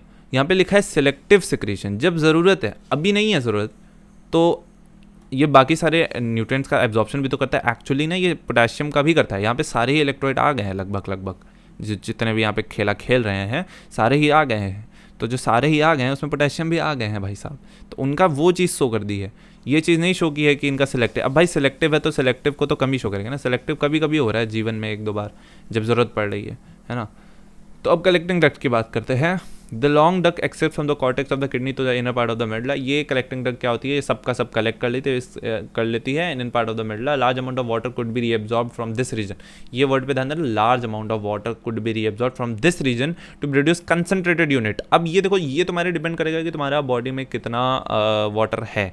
मतलब अगर तुम पानी पीते रहते हो तो देखो तुम्हारी यूरिन जो होती है वो ज़्यादा येलोइश नहीं होती है, यानी कि देखो येलोइश ज़्यादा होने का मतलब फिल्ट्रेट का कंसंट्रेशन ज़्यादा है। अगर तुमने पानी ज़्यादा पी रखा है, वाटर कुड भी रीअब्सॉर्ब, तो वाटर का क्या रहेगा ना, वो रीअब्सॉर्ब नहीं करेगा, बोलेगा भाई ब्लड में काफ़ी वाटर है, हमें और नहीं चाहिए। देखो हर चीज़ का होम्योस्टैसिस मेंटेन करती है बॉडी, वाटर का भी एक फिक्स चाहिए। तुम ज़्यादा पानी की ज़रूरत नहीं है, जितना चाहिए उतना रखो, हद से ज़्यादा पीने की जरूरत नहीं है। और अगर तुम्हारी यूरिन पीली आ रही है तो तुरंत जाके पानी पियो। तो अगर मतलब बहुत ज़्यादा पीली आ रही है थोड़ी बहुत होगी, तो देखो कभी तुमने नोटिस किया होगा, अगर तुम बहुत ज़्यादा पानी पी लो है ना, तो क्या होगा, वाइट एकदम, है ना तो एकदम वाइट यूरिन होती है।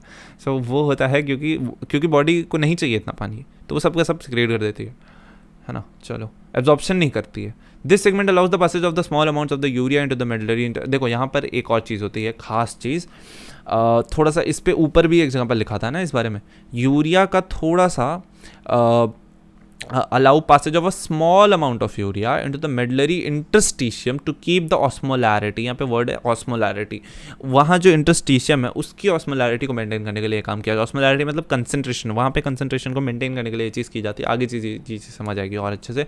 It also plays a role in the maintenance of the pH and the ionic balance of the blood, ये हमारा पीएच एंड आयनिक बैलेंस को भी मेंटेन करने में हेल्प करता है। Secretion of H+ and K+ ions में भी it also plays role in the maintenance of pH. सभी यही कर रहे हैं, सब पीएच बैंड्स आयनिक बैंड्स के लिए सिलेक्टिव सिक्रीशन कर रहे हैं। बट यहाँ पर एक चीज़ आता है ना, सिलेक्टिव सिक्रीशन कर तो रहे हैं, बट किन किन चीज़ों का, H+ का एंड K+ का, यानी कि हमेशा नहीं करते हैं, जब ज़रूरत होती है तब करते हैं, लेकिन करते हैं, कैपेबल हैं। तो कैपेबिलिटी जिसकी जितनी है वो चीज़ तुम दिमाग में लेकर जाना एग्जाम देने। Mechanism of concentration of filtrate की बात करें, mammals have ability to produce concentration unit. Mammals के पास होती है एबिलिटी, सबके पास नहीं होती। The Henle's loop and the vasa recta plays a significant role in this. Henle's loop and vasa recta का मेन पर्पज है, इसीलिए वासा रेक्टा को हम अलग से बात करते हैं, नहीं तो हम उस सबको पेरिट्यूबुलर कैपिलरीज ही कहते हैं साथ में। लेकिन वासा रेक्टा बेचारी को, मतलब बेचारे को जो भी है वो बेचारा बेचारी, उसको हम अलग से बात करते हैं क्योंकि उसका सिग्निफिकेंट रोल है इसमें। The flow of filtrate in the two limbs of the Henle's loop is in the opposite direction and thus forms a counter current. So होता क्या है, यहाँ पे अलग अलग से, यहाँ पे ना क्या क्या है अलग अलग से बताया। The flow of filter in the two limbs of the Henley loop with the opposite direction. यहाँ पे पहले बोला कि मान लो ये हेनली लूप है, ठीक है, एंड ये टेढ़ी मेढ़ी से बना दी मैंने, इसमें जो है ये काउंटर करंट है, पहले तो ये बताया। एंड फिर बोला the flow of blood through the limbs of the vasa रेक्टा is also a counter current. यानी कि यहाँ पर मैं यहाँ पे बता देता हूँ, इसको रेड कर देता हूँ, ये रेड हो गया, ठीक है। तो अब देखो ये एंड ये, सो अब तुम देख रहे हो कि यहाँ पर इन्होंने दूसरा बोला। अब देखो उसके अपोजिट तो करना ही पड़ेगा ना, ये भी अपोजिट रहता है एक दूसरे के। सो वो जो अपना हेनलीज लूप है, तुम यहाँ पे ओवरऑल क्या देख सकते हो कि अपना जो हेनलीज लूप है एंड जो अपना वासा रेक्टा है, इन दोनों का फ्लो, इनका भी फ्लो में काउंटर करंट आ जाता है। इनका भी फ्लो काउंटर यानी कि अपोजिट, करंट यानी कि कोई भी चीज़ का flow, so counter current.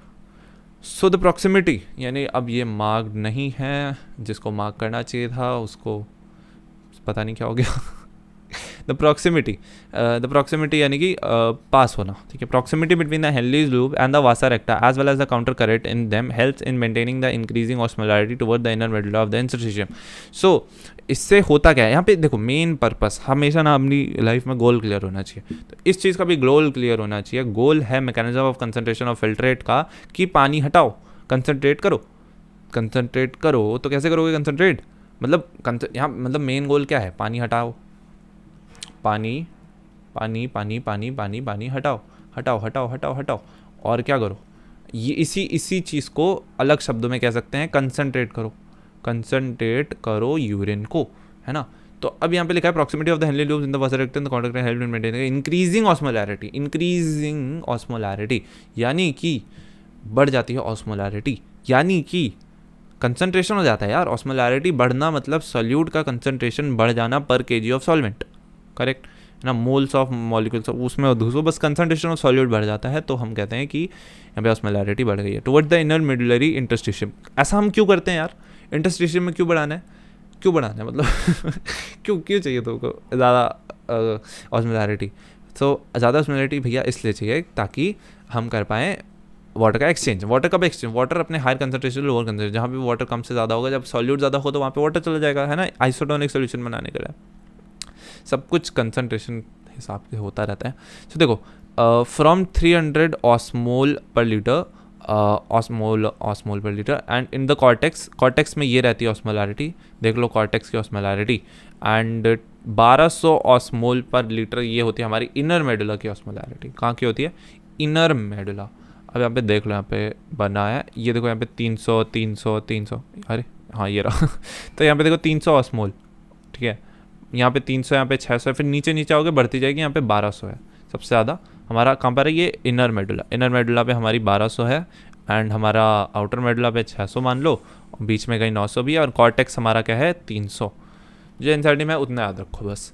The gradient is mainly cause by the NaCl and urea, ठीक है। जो ग्रेडियंट है वो मेनली किसके हेल्प से बनाया जाता है? देखो यहाँ पे वर्ड यूज़ हुआ है यूरिया, ठीक है, यूरिया एंड NaCl, इन दोनों की मदद से, ये बहुत इंपॉर्टेंट है। ग्रेडियंट इज मेनली, अब ग्रेडियंट बनाने के लिए हमें सॉल्यूट का कंसंट्रेशन बढ़ाना है, तो यहाँ पे मेनली जो सॉल्यूट का कंसंट्रेशन बढ़ाया जाता है वो NaCl एंड यूरिया की हेल्प से बढ़ाया जाए। NaCl is transported by the ascending limb of Henle's loop, NaCl is transported by the ascending limb of Henle's loop which is exchange with the descending limb of vasa recta. अब इस चीज़ को समझने की जरूरत है। NaCl is transported by ascending limb of Henle's. पहले तो असेंडिंग लिम्ब देखो कहाँ है, ये डायग्राम में ना तुम ना इसको ऐसे ओवर इम्पोज कर सकते हो, इस वासा रेक्टा को यहाँ पे बना सकते हो, क्योंकि ये ऐसे ही होती है, बस पता नहीं क्यों इन लोगों ने ऐसे अलग अलग दे दिया ऐसे। ये यहाँ पर ऐसे होती है, ये ऐसे होती है वासा रेक्टा, ठीक है। क्या बना दी मैंने? दिस इज और वासा रेक्टा, उसको बस उठा के यहाँ रख दिया है, ठीक है। सो देखो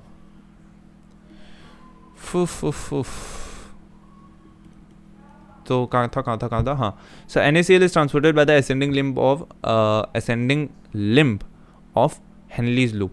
तो ये जो अपनी हेनलीज लूप है, इसकी जो असेंडिंग लिम्ब है, यानी ऊपर जाने वाली ये वाली लिम्ब, यहाँ पे कहीं से NaCl आया है। साइकिल है यहाँ पर, एक साइकिल चलती है, तो साइकिल में यहाँ पे कहीं से NaCl आया है, और वो NaCl बाहर निकल रहा है, तुम्हें दिख रहा है?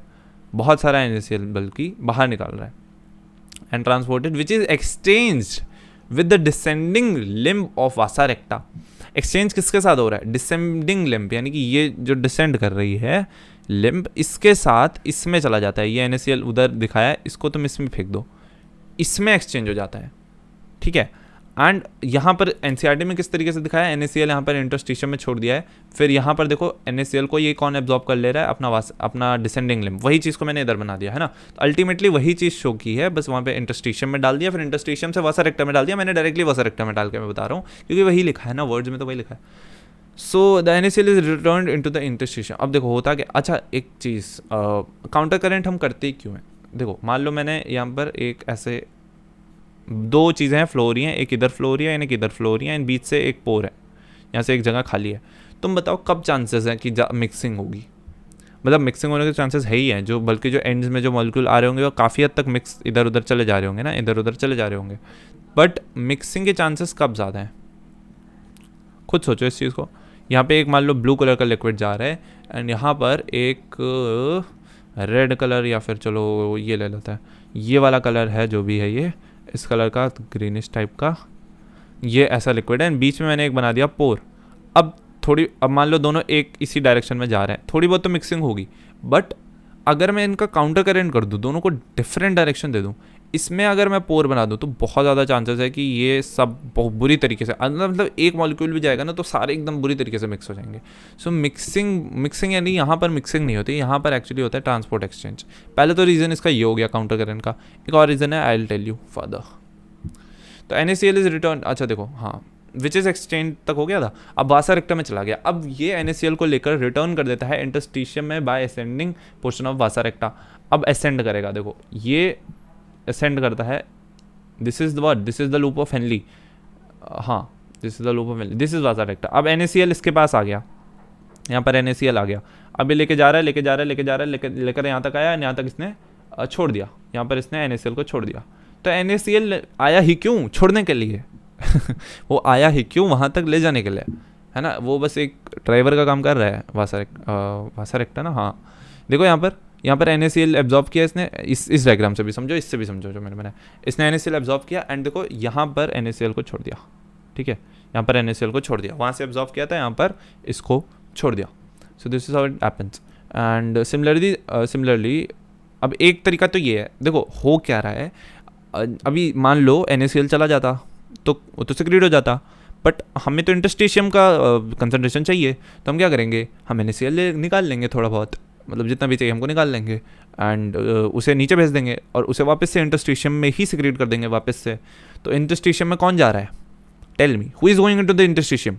अगर वो यहाँ पर पता चलता है कि काउंटर करंट क्यों, अगर अगर अगर अगर काउंटर करंट नहीं होता, अगर काउंटर करंट नहीं होता तो तुम नीचे कैसे भेजते हैं NaCl को, तुम्हारे पास कोई और तरीका है नहीं है ना, नीचे कैसे भेजते हैं, लूप ऑफ हेनली काफ़ी लंबा होता है, तुम नीचे कैसे भेजते NaCl को, नहीं भेज पाते, तो तुम्हें उन्हें भेजने के लिए काउंटर करंट को बनाना पड़ा। ये जो सिस्टम है ये इस वजह से ऐसा है ताकि NaCl ब्लड में आए एंड नीचे तक जाके सिक्रीट हो, तो NaCl का सिक्रीशन हो, इस वजह से ये चीज़ की गई है, इसीलिए काउंटर करंट मैकेनिज्म बनाया गया है। पहले तो जल्दी आ जाएगा, मतलब आराम से इधर उधर से चला जाएगा, दूसरी चीज़ वो नीचे जाकर इनर मेडुला तक पहुँचेगा क्योंकि वो अपोजिट जा रहा है ना।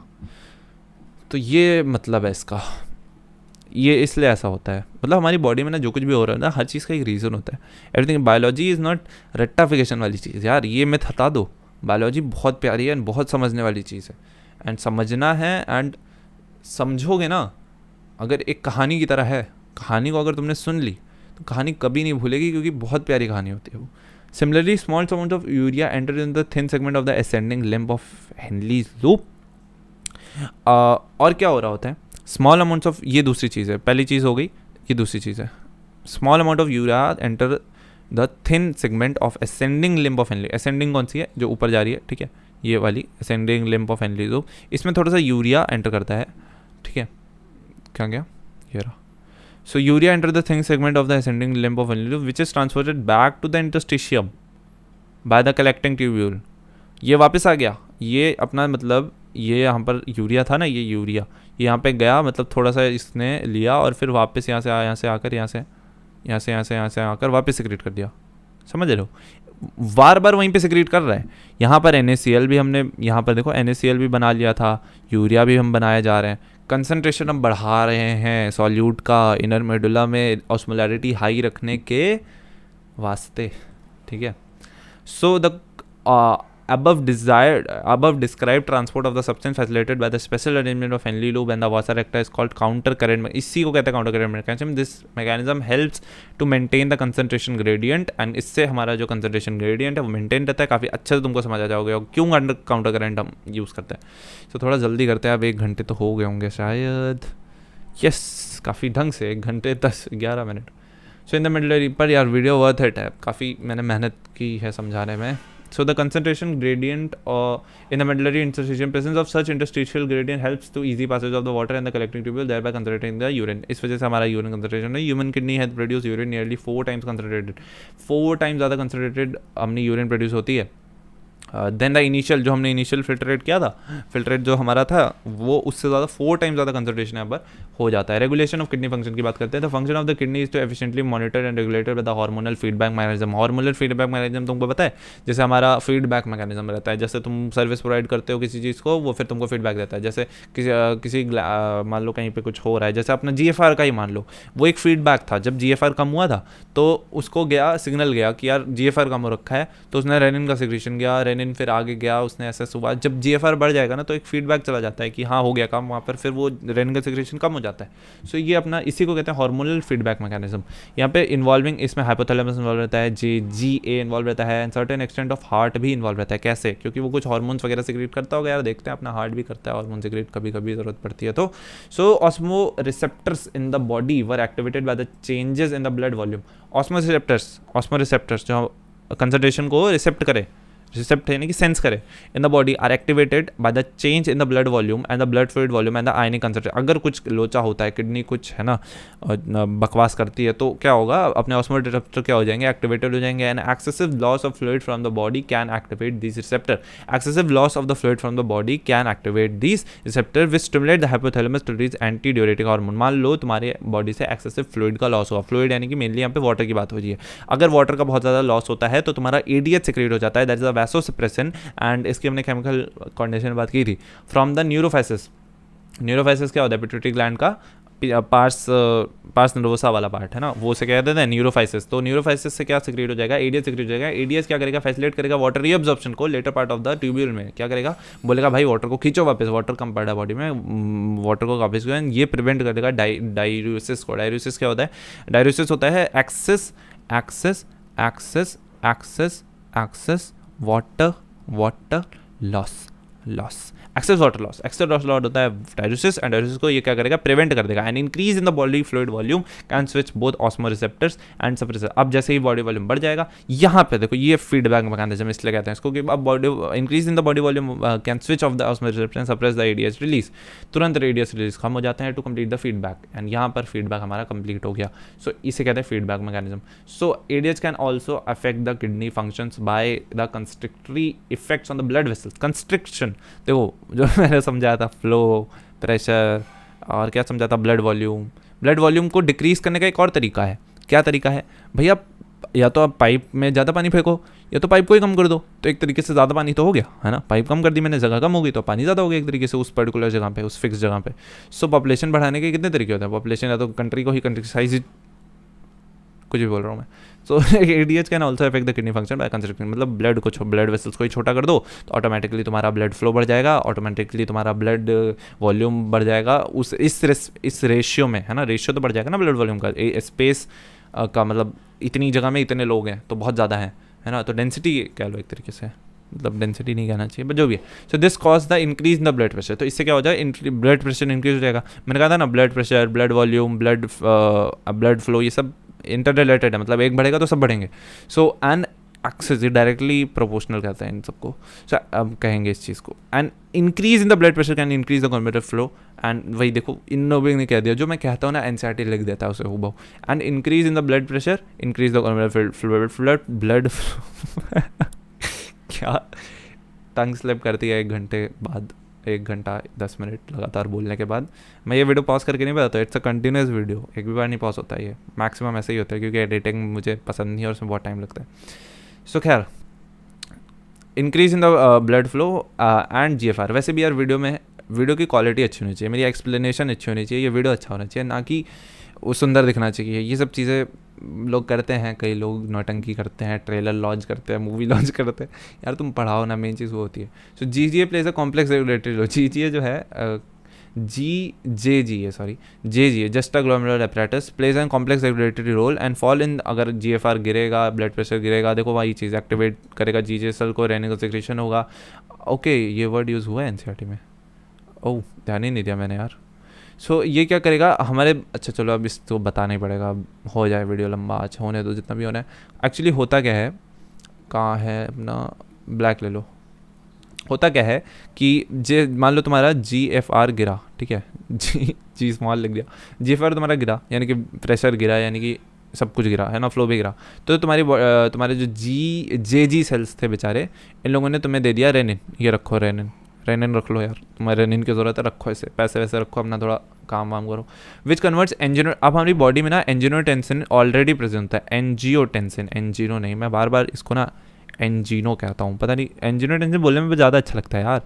वैसे ये एंजियोटेंसिनोजिन है, ये अनएक्टिवेटेड फॉर्म है, एंड ये हमारी बॉडी में रहता है। कौन इसे फेंकता है, लीवर फेंकता है, लीवर फेंके रहता है, ठीक है, ब्लड में हमारे रहता है। एंड ये जैसे ही रेनिन सिक्रेट होता है, ये इसको कन्वर्ट कर देता है एंजियोटेंसिन, याद करना टेंसिनोजिन नहीं, एंजियोटेंसिन 1 में, एंजियोटेंसिन 1 में, and further to angiotensin 2, further ये एंजियोटेंसिन 2 में कन्वर्ट होता है with a enzyme called angiotensinogen converting enzyme, I think यही है, ACE कहते हैं। सो वो हमारा लंग सिक्रेट करता है। And angiotensin 2 being powerful vaso construction, and ये बहुत पावरफुल वैसो कंस्ट्रक्शन यानी कि ब्लड वेसल्स को कंस्ट्रक्ट कर देगा। Increase the glomerular blood pressure thereby GFR, blood pressure बढ़ा तो जीएफआर, क्यों बढ़ता है ब्लड प्रेशर से जीएफआर, क्योंकि प्रेशर बढ़ेगा। छन्नी वाला एग्जांपल आता है ना, प्रेशर बढ़ेगा तो क्या होगा, पोडोसाइट से बढ़िया तरीके से फिल्ट्रेशन होगा। So angiotensin 2 activate the adrenal cortex to release the aldosterone, तो एक्टिवेट करेगा ये एड्रेनल कॉर्टेक्स को रिलीज करने के लिए एल्डोस्टेरोन को। Aldosterone cause the reabsorption of Na+ and water from the distal part of the tubule. Aldosterone क्या करेगा, ये करेगा reabsorption of Na+ and water from the distal part of the tubule. Aldosterone क्या करेगा, रीअब्जॉर्प्शन कर देगा Na+ का and water का from the distal part of the tubule मतलब अब ये इससे क्या हुआ यार, Na+N वाटर मतलब वही ब्लड वॉल्यूम बढ़ा दिया, ब्लड वॉल्यूम बढ़ा दिया तो फ्लो बढ़ गया, फ्लो बढ़ गया तो प्रेशर बढ़ गया, प्रेशर बढ़ गया तो काम हो गया यार, GFR बढ़ गया, खत्म बात। Also leads to increase in the blood pressure and GFR, वही जो मैंने बोला एनसीईआरटी ने लिख दिया। This complex mechanism is generally known as renin angiotensin. इस कॉम्प्लेक्स मैकेनिज्म को कहते हैं renin angiotensin mechanism. And increase in the blood flow of the atria of the heart can cause the release in atrial natriuretic क्या ANF, ठीक है, natriuretic factor ठीक है। So increase होता है जब ब्लड फ्लो का to atria, heart can cause the release of heart जो है हमारा प्यारा हार्ट, वो ANF रिलीज करता है। ANF can cause vasodilation. ये क्या करेगा, मान लो प्रेशर बढ़ गया यार, प्रेशर बढ़ गया, देखो ब्लड फ्लो बढ़ा यानी कि प्रेशर बढ़ा, GFR भी बढ़ेगा इससे। बट मान लो ज़्यादा ही बढ़ गया, तो ज़्यादा तो नहीं चाहिए, तो वैसे डायलेशन कर देगा, यानी डायलेशन कंस्ट्रिक्ट, एक होता है कंस्ट्रिक्ट यानी कि ब्लड वेसल मान लो नॉर्मल इतनी है, कंस्ट्रिक्ट पतला कर देगा, एंड डायलेटर थोड़ा सा इसे फैला देगा, डायलेट कर देगा ना, दूर दूर कर देगा। So dilation of the blood vessel and thereby decrease the blood pressure, और इससे क्या होगा, ब्लड प्रेशर तुम्हारा डिक्रीज हो जाएगा। ANF mechanism thereby acts as a check for renin angiotensin mechanism. मतलब रेनिन एंजियोटेंसिन मैकेनिज्म जो है हमारा, इसको ये क्या करता है, वो क्या बोलते हैं, वो करता है क्या वर्ड क्यों नहीं, मतलब अरे रेगुलेट करता है, मतलब अगर ज़्यादा ही रेनिन सिक्रेशन हो रहा है, मान लो ज़्यादा ही रेनिन हो रहा है, ये सब हो रहा है बॉडी में, तो ये हमारा सिक्रेट होने लगेगा तुरंत ANF, एंड ANF इस चीज़ को सही कर देगा, ठीक है। नहीं तो पता चला आर्टरी ही फट गई तुम्हारी, ज़्यादा ही प्रेशर बढ़ा दिया, फिल्ट्रेशन ही हो रखा है, आर्टरी फट गई मीचुरेशन पता नहीं क्या बोलते हैं, मीचुरेशन। The urine found by the nephron is ultimately carried by the urinary bladder where it is stored till voluntary signal, ठीक है। हमेशा तुम लोग है ना सूसू करते हुए नहीं चलते हो, कभी कभी करते हो ना। So it is given by the central nervous system, एक CNS से सिग्नल आता है कि निकाल दो जो है सब, खोल डालो सब, ठीक है। तो signal is initiated by stretching the urinary bladder. Signal क्या करेगा, तुम्हारे यूरिनरी ब्लैडर को थोड़ा सा स्ट्रेच कर देगा, तो मतलब यूरिन जब तुम्हारे देखो यूरिन है, मान लो ब्लैडर में यूरिन नहीं है, तो ब्लैडर थोड़ा सा नहीं उतना टाइट नहीं रहेगा, थोड़ा सा ऐसे शांत सा रहेगा, पिचका सा। बट जैसे ही उसमें यूरिन भरेगी, यूरिन से जैसे फिल्ड हो जाएगा पूरा, तो थोड़ा भी हिलोगे जब हिलते हो तो ज़्यादा मन करता है ना करने का सूसू तो वो क्यों होता है, क्योंकि यूरिनरी ब्लैडर स्ट्रेच हो जाता है। अब स्ट्रेचिंग जब तुम हिलोगे और स्ट्रेचिंग होगी, तो स्ट्रेचिंग होगी तुरंत सिग्नल जाएगा, यार जल्दी जल्दी जल्दी जल्दी करो। मेरे को भी लग रही है, एक्चुअली मेरे को सही में लग रही है in response to stretch receptors, क्या करेगा, स्ट्रेस रिसेप्टर को रिस्पॉन्स देगा अगर स्ट्रेचिंग होगी ब्लैडर की। सो वो चीज़ हमारे CNS में जाएगी and send signal to CNS and CNS pass on the motor messages, and CNS क्या करेगा, CNS pass on the motor messages and CNS फिर मोटर मैसेज बोलेगा कि भाई अपना स्टमक मसल्स का कॉन्ट्रैक्शन, स्टमक मसल कभी तुम ध्यान देना करते हुए कि स्टमक मसल भी कहीं ना कहीं थोड़ा सा कॉन्ट्रैक्ट होता है ना, और वो ब्लैडर को भी कॉन्ट्रैक्ट करता है and stimulate the relaxation and urethral sphincter causing the release of urine. क्या करेगा, यूरेथ्रल स्फिंक्टर को रिलैक्स कर देगा, है ना, खुल जाओ, रिलैक्स करेगा तो खुल जाएगा। एंड ब्लैडर को एंड उनको क्या करेगा, कॉन्ट्रैक्ट कर देगा, ब्लैडर को कॉन्ट्रैक्ट करेगा, या वहाँ पे ड्यूरेटर मसल्स होती हैं वो सब उसको कॉन्ट्रैक्ट करती हैं एंड यूरिन का एक्सक्रीशन हो जाता है, ठीक है। So the process of the release of urine is called micturition whatever this is called, and the renal mechanism causing it is called micturition reflex. एंड ये जो पूरा तो देखा तुमने, इसे कहते हैं micturition reflex. And adult human excrete about the 1 to 1.5 litre of the urine per day and the urine formed is a light yellow coloured watery fluid, यार जानते हो ये सब तो देखा ही है, रोज़ देखते हो। एंड ये स्लाइटली एसिडिक होती है, थोड़ी सी एसिडिक होती है, यानी कि 6 होती है, यहाँ पे एसिडिक कैरेक्टर 7 होता तो न्यूट्रल होता। एंड इसका कैरेक्टरिस्टिक ऑर्डर होता है सबको पसंद है वो ऑर्डर, बहुत बहुत प्यारा सा ऑर्डर होता है वो। And 25 to 30 gram of urea is excreted per day, ठीक है, इतना यूरिया तुम लोग पर डे एक्सक्रीट करते हो। Various conditions can affect the characteristic of the urine, कई सारी कंडीशंस होती है यार। देखो यूरिन का कई बार टेस्ट करते हैं, तुम हॉस्पिटल जाओगे, मे बी शायद तुम्हारा हुआ हो तो बोलेगा यूरिन लाओ, एंड यूरिन तुम्हारा एग्जामिन होता है एंड उसका डायग्नोसिस होता है, उसमें चेक करेंगे उसमें क्या क्या है, कुछ उल्टा सीधा तो नहीं है। प्रेगनेंसी टेस्ट में भी यूरिन से हो जाता है, प्रेगनेंसी टेस्ट कोई पर्टिकुलर शायद प्रोटीन होता है जिससे सेंस करते हैं, नाम नहीं याद आ रहा उसका। तो वो metabolic disorders as well as malfunctioning of the kidney, मान लो किडनी मेल फंक्शन कर रही है, कुछ उल्टा सीधा काम कर रही है, तो वो चीज़ यूरिन हमें इंडिकेट कर देगी, तो इस वजह से उसका यूज़ करते हैं। फॉर एग्जाम्पल जैसे कि प्रेजेंस ऑफ ग्लाइकोसोरिया या एंड कीटोन बॉडीज़, है ना, ketonuria in urine are indicative of diabetes. अगर ये कीटोन बॉडीज़ तुम्हारी बॉडी में मिली, इसको याद रखना, क्वेश्चन नहीं आया बट आ सकता है ना, ये एक से तो आ ही गया है, मतलब आई थिंक आया होगा यही कि कीटोन बॉडीज़ और ग्लूकोज ज़्यादा होगा, सो यूरिन में भी ज़्यादा होगा ना यूरिन। ये तो हमें पता चल जाएगा कि मतलब देखो तुम्हारी बॉडी में, तुम्हें एक बात बताते हैं, एक खौफनाक नहीं, एक ख़ास बात कि हमारी बॉडी में 100% एब्जॉर्प्शन हो जाता है पीसीटी में यूरिन का, ग्लूकोज का। तो अगर तुम्हारी बॉडी में ज़्यादा ही यूरिन, तब भी यूरिन निकल रहा है यार, तो कुछ तो दिक्कत है, मतलब तुम्हें डायबिटीज़ मेलिटस हो गया है, यानी कि तुम्हारी डायबिटीज़ हो गई है। अब देते रहो इंसुलिन के इंजेक्शन, पहले तो टैबलेट्स देते हैं। Role of other organs in excretion, other organs, कुछ और भी ऑर्गन्स का रोल है यार, कुछ जल्दी ख़त्म हो, ये कितना बचा है, ठीक है चलो थोड़ा ही है। Other role of other organ, देखो other organ like kidney, lungs, livers can also help in elimination and of excretory waste. ये क्या करते हैं, हेल्प करता है एलिमिनेशन ऑफ एक्सक्रीटरी वेस्ट। और lungs remove the large amount of CO2, हमारे जो लंग्स है large amount of CO2 excrete करता है 18 litres per day, and also significant quantities of water every day, and significant quantities of water भी हमारा जो है ना other than kidneys. Role of organs in excretion, मेरा दिमाग काम करना बंद कर चुका है क्योंकि ये वीडियो काफ़ी लंबा हो रहा है, इतने लंबे मैं जनरली नहीं बना पा रहा हूँ अभी तो फ़िलहाल, तो ये मेरा फर्स्ट वीडियो है इतना लंबा, इस वजह से थोड़ा दिमाग ख़राब हो रहा है। Other kidney, lungs, livers can also help in elimination of excretory waste. पता है बहुत मुश्किल होता है इतनी देर तक बोलना, तुम लोग ट्राई कर लो, तुम लोग 10 मिनट भी नहीं बोल पाओगे। और lungs remove large quantity of water, CO2 जो होता है ना वो काफ़ी क्वांटिटी हमारा लंग्स रिमूव करता है, सांस लेते हो ना तो CO2 ही तो रिमूव कर रहे हो। एट ऑल्सो ये भी तो एक तरीके का एक्सक्रीशन है, मतलब तुम वेस्ट को रिमूव कर रहे हो यार, CO2 वेस्ट है, मतलब ज़्यादा क्वांटिटी में वेस्ट है।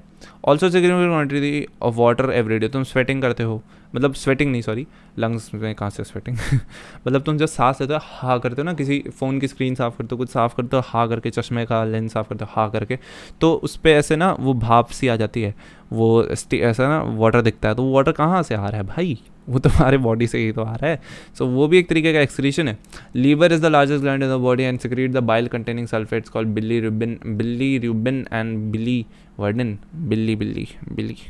बिलीरुबिन एंड बिलीवर्डिन का ये हमारा ये एक बाइल में रहता है। And cholesterol, degraded steroid hormones, इन सब का ये हमारा जो गॉल ब्लैडर है, ये मतलब बाइल जो है, बाइल क्या होता है, बाइल हमारे डाइजेशन में ही तो आ जाता है, फर्दर ये सब बाहर चीज़ चला जाता है। ये बाइल में काफ़ी वेस्ट प्रोडक्ट्स भी होते हैं जो कि यही सब हैं, ठीक है। Bilirubin, cholesterol, degraded steroid hormones, vitamin, drugs, ये सब क्या करते हैं, ये अल्टीमेटली पास आउट हो जाते हैं डाइजेस्टिव वेस्ट। देखो मैंने कहा था ना कि मतलब जो मैं बोलता है इंसर्ट लिख देता है मतलब हमारे डाइजेस्टिव वेस्ट है, हम लोग इन्हें टट्टी करके निकाल देते हैं, ठीक है। So the sweat and sebaceous gland, sweat and sebaceous gland वही तुम्हारे पसीना जो आता है, स्वेट का सेबेशियस ग्लैंड भी कहते हैं उनको। In the skin can eliminate certain substance through secretion. Sweat produce by the sweat glands is the watery fluid containing NaCl। दो तुम्हारे स्वेट प्रोड्यूसिंग ग्लैंड है, water fluid containing NaCl, small amounts of urea and lactic acid, ये सब भी तुम्हारे sweat में होता है। क्या क्या होता है, NaCl होता है, पहले तो मेनली तो वाटर होता है, ठीक है, फिर थोड़ा सा यूरिया भी होता है, thing to note, and lactic acid भी थोड़ा सा होता है तुम्हारे क्या बोलते हैं उसे, स्वेट में। Though the primary function of the sweat is to facilitate cooling, वैसे तो प्राइमरी फंक्शन होता है कूलिंग का, but it helps in the removal of some waste, पर वेस्ट का भी रिमूवल करता है sweating. Sebaceous glands eliminate certain substances, sterols, hydrocarbons and waxes through sebum, वो जो तुम्हारे कान में रहता है ना, तो नहीं शायद वो नहीं होता है यार, सेबेशियस ग्लैंड्स, हाँ नहीं सेबेशियस ग्लैंड्स, हमारे सेबेशियस ग्लैंड्स की बात हो रही है, कहाँ जा रहा है मेरा दिमाग। सेबेशियस ग्लैंड जो होते हैं ना वो एलिमिनेट करते हैं कुछ ऐसे सब्सटेंस को, जैसे कि स्टेरॉल्स, कुछ ऐसे हाइड्रोकार्बन्स, थोड़ा बहुत वैक्सेस, जिसे कहते हैं sebum, and this secretion provide the protective oily covering. अच्छा हाँ वही मेरे मन में आ रहा था। देखो तुम्हारे जो फेस होता है ना, कुछ लोगों का बहुत होता है, थोड़ा और नहीं भी होता है, तो वो ऐसे ऑयल सा रहता है उस पर, तो वो जो ऑयल रहता है ना, दैट इज़ सीबम, एंड वो हमारा स्वेट ग्लैंड नहीं सिक्रीट किया है, एंड ये प्रोटेक्टिव एक तरीके से हमारे मतलब वेस्ट भी रिमूव हो जा रहे हैं, थोड़ा सा ये प्रोटेक्टिव भी होता है हमारी स्किन के लिए। So do you know the small amount of nitrogen waste could be eliminated through saliva. पता नहीं कैसे, बस सलाइवा से भी हमारे कुछ वेस्ट एक्सक्रीट हो रहा है, पता नहीं कहाँ से। डिसऑर्डर्स एंड होता होगा कुछ सर्च कर लो। Disorders of excretory system, malfunctioning of kidney can lead to the accommodation of the urea in the blood, condition called uremia. मतलब अब डिसऑर्डर्स की बात करेंगे तो अगर किडनी मैल फंक्शन करेगी तो हमारा क्या होगा, अकोमोडेशन ऑफ यूरिया हो जाएगा ब्लड के अंदर, एंड इस कंडीशन को कहते हैं यूरेमिया हो गया है तुम्हें, which is highly harmful and may lead to kidney failure. तो ये बहुत हार्मफुल चीज़ है। And urea can be removable by the process of haemodialysis. तो ऐसे लोगों का क्या करते हैं जिनकी किडनी अच्छे से नहीं काम करती है, उन पे उनका फिर डायलिसिस करते हैं, एंड डायलिसिस कहते हैं लोग इसे, एंड वैसे बायोलॉजिकल टर्म्स में इसे कहते हैं हीमोडायलिसिस। एंड हीमो यानी कि ब्लड ना, एंड डायलिसिस एक प्रोसीजर है, बताता हूँ अभी। Blood drain from the convenient कोई मोटी सी बढ़िया सी आर्टरी चूज़ करेगा नर्स, एंड उसको हम पंप कर लेंगे, पूरा ब्लड तुम्हारा निकाल लेंगे इनटू द डायलिसिंग यूनिट। मतलब थोड़ा निकालते हैं, नहीं तो पूरा तुम्हारा प्रेशर गिर जाएगा बॉडी का। तो थोड़ा ब्लड निकालते हैं, फिर उसको थोड़ा थोड़ा डालते भी रहते हैं, ड्रॉप ऐसे होता रहता है। तो dialysis unit after adding the anticoagulant like heparin. यहाँ पे ये थोड़ा सा ना याद रखने वाली चीज़ें होती है जो कभी पूछ सकता है ना एनसीईआरटी टेस्ट में, यही सब चीज़ें पे तो लोग ध्यान नहीं देते हैं। मतलब भूल जाते हैं, वही क्वेश्चन भी आता है। तो क्या होता है ना, तुम्हारी कोई आर्टरी में वो लोग सुई घुसेड़ेंगे एंड तुम्हारे ब्लड निकालना चालू कर देंगे। एक और आर्टरी में, आई थिंक वेन में, हाँ एक वेन में ब्लड घुसेंगे, तुम्हारे उधर से भी ब्लड निकालना चालू कर देंगे। यूनिट कंटेनिंग कॉइल्ड, अब देखो the unit contains coiled cellophane tube, ठीक है, सराउंडेड, यहाँ पे सेलोफेन ट्यूब याद रखना, surrounded by the fluid called dialysing fluid having the same composition as the plasma except the nitrogen waste। देखो तुमको पता है कि हायर टू लोअर जाता है, यहाँ पे लोगों ने क्या किया ना, एक डायलिसिस फ्लूइड बनाया, एक प्यारा सा प्लाज्मा जैसा फ्लूइड बनाया हमारे ब्लड के प्लाज्मा जैसा, एंड उसमें नाइट्रोजन वेस्ट नहीं है ना। तो अब क्या होगा, हमारे ब्लड में तो नाइट्रोजन वेस्ट है, एंड जब हम वो दोनों, मान लो हमने उनको एक सेलोफेन ट्यूब में डाला, कॉइल्ड सेलोफेन ट्यूब होती है, मतलब एक ऐसा स्ट्रक्चर, आई थिंक डायग्राम दे रखा है, नहीं दिया है यार, बहुत गंदे हैं ये लोग, इन लोगों को डायग्राम देने चाहिए। देखो बता देता, चलो मैं बना ही देता हूँ, थोड़ा सा हो ही क्या वीडियो लंबा तो कर ही लो फिर। ये मान लो ये किसी के बंदे का हाथ है, इसका डायलिसिस वगैरह करना है, 5 उंगलियाँ होती है। यहाँ से हमने ब्लड लिया एक ट्यूब से, एंड इसको हमने डाला एक कंटेनर में, एंड ये कुछ ऐसा होता है कंटेनर, एंड इसमें ऐसे ऐसे ऐसे ऐसे ऐसे ऐसे ऐसे ऐसे है ना, ये ट्यूब चली गई, एंड ये ऐसे ऐसे फैली, एंड यहाँ से ये निकल आई, एंड फिर इसी को हम वापस डाल देते हैं वेन्स में, आई गेस, या वेन से लेके आर्टरी में। देखो एनसीईआरटी में नहीं गिवन है तो इंपॉर्टेंट नहीं है, बस मैं तुमको एक शॉर्ट एकदम याद रखने के लिए बताना चाहता हूँ।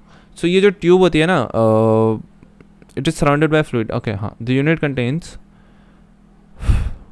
Contains a coiled cellophane tube. तो ये जो ट्यूब होती है सेलोफेन की होती है, एंड सेलोफेन से क्या होता है, ये थोड़ा सा सेमी परमिएबल टाइप होता है, तो इससे नाइट्रोजन वेस्ट जो होता है ना वो परमिएबल होता है, एंड वो इससे चला जाता है डायलिसिस में, क्योंकि वहाँ पे उसका कंसंट्रेशन कम है। तो बस हो गया।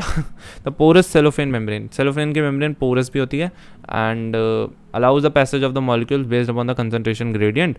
तो नाइट्रोजन वेस्ट का देखो जो मैंने बोला वही आंसर लिख दिया, नाइट्रोजनस वेस्ट का एब्सेंट होता है डायलिसिंग फ्लूइड में, तो इस वजह से क्या होगा, वो फ्रीली मूव आउट कर जाएंगे according to their concentration gradient, ठीक है।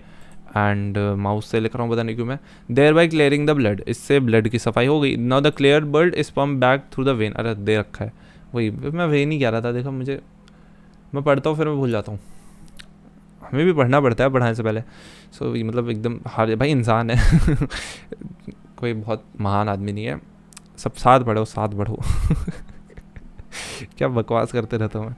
तो क्या होता है, जो अपना ब्लड में, अपना वेन में होता है, फिर वो वेन में हम उस ब्लड को वापस कर देते हैं, एडिंग एंटी हेपरिन। अब एंटी हेपरिन भी डाल देते हैं ताकि अब बाद में सब कुछ एंटी हेपरिन है, कोगुलेंट कहीं तो हो यार, नहीं तो फिर अपना कोएगुलेशन का ही अपना रुक जाएगा, है ना। ये बैकग्राउंड वॉइस को इग्नोर करना प्लीज़, तो घर वाले बहुत, इनको कितना भी समझाओ। So adding anti heparin to the it, and this method is a boon for thousands of the, मतलब ये बहुत बढ़िया मेथड है, इससे ना बहुत सारे ऐसे पेशेंट्स हैं जिनके किडनी फेलियर हो जाते, बेचारे मर जाते थे, एंड जब ये मेथड आया तो वो बच गए। सो किडनी ट्रांसप्लांटेशन भी एक अल्टीमेट मेथड है इस चीज़ का, खतरनाक सा। एंड इसमें क्या करते हैं, इसमें अगर तुम्हारा रीनल फेलियर होता है, यानी कि किडनी फेलियर होता है, किडनी फेलियर एक ही बात है कि रीनल ट्यूब्यूल्स ही तो तुम्हारे किडनी के मेन चीज़ हैं। तो अगर तुम्हारा किडनी फेलियर हो जाता है तो functioning of kidney is use for the transportation. तो क्या करेंगे कि ये अच्छा डोनर, देखो तुम एक किडनी पे भी जिंदा रह सकते हो, है ना। तो एक किडनी किसी अच्छे डोनर के लेकर, अच्छा डोनर यानी कि ब्लड मैच वैच कर जाए तुम्हारा, बाकी और भी कई सारी, तब भी तुम्हें वो लेने पड़ते हैं, पता है, एंटी इम्यूनो इम्यूनो क्या बोलते हैं, एंटी इम्यूनो कुछ होता है ना, जो इम्यूनिटी को कम करता है, इम्यूनो सप्रेसर्स वो लेने पड़ते हैं तुम्हें ऐसे में। तो सोचो मतलब हमारी बॉडी कितना पहचानती है कि ये हमारा ये दूसरे का है, जबकि ब्लड ठीक है। सो क्लोज रिलेटिव का लगभग ऐसा होता है। सो मिनिमाइज चांसेस ऑफ रिजेक्शन, नहीं तो बॉडी हमारा इम्यून सिस्टम रिजेक्ट कर देगा, यार ये अपनी किडनी नहीं है, इसको मारो, तो किडनी सेल्स को मारने लगेगा। That is not what we want. So modern clinical procedure have increase the success rate of such complicated techniques. आजकल सक्सेसफुल होता है। रीनल क्रैनिकुलाई स्टोन्स आर और insoluble mass of the crystal salts, oxalates etc. are formed within the kidneys। And ये एक और दूसरा है renal calculi. इसमें क्या होता है, देखो ये क्वेश्चन आ चुका है, इसमें क्या होता है, स्टोन्स और insoluble mass of crystallise salts बन जाते हैं ऑक्सिलेट्स के, फॉर एग्जांपल हमारी किडनी के अंदर। सो इससे हमें हो जाता है रीनल कैलकुली रीनल कैलकुली, ठीक है। सो ग्लोमेरुलोनेफ्राइटिस, ठीक है, ग्लोमेरुलोनेफ्राइटिस।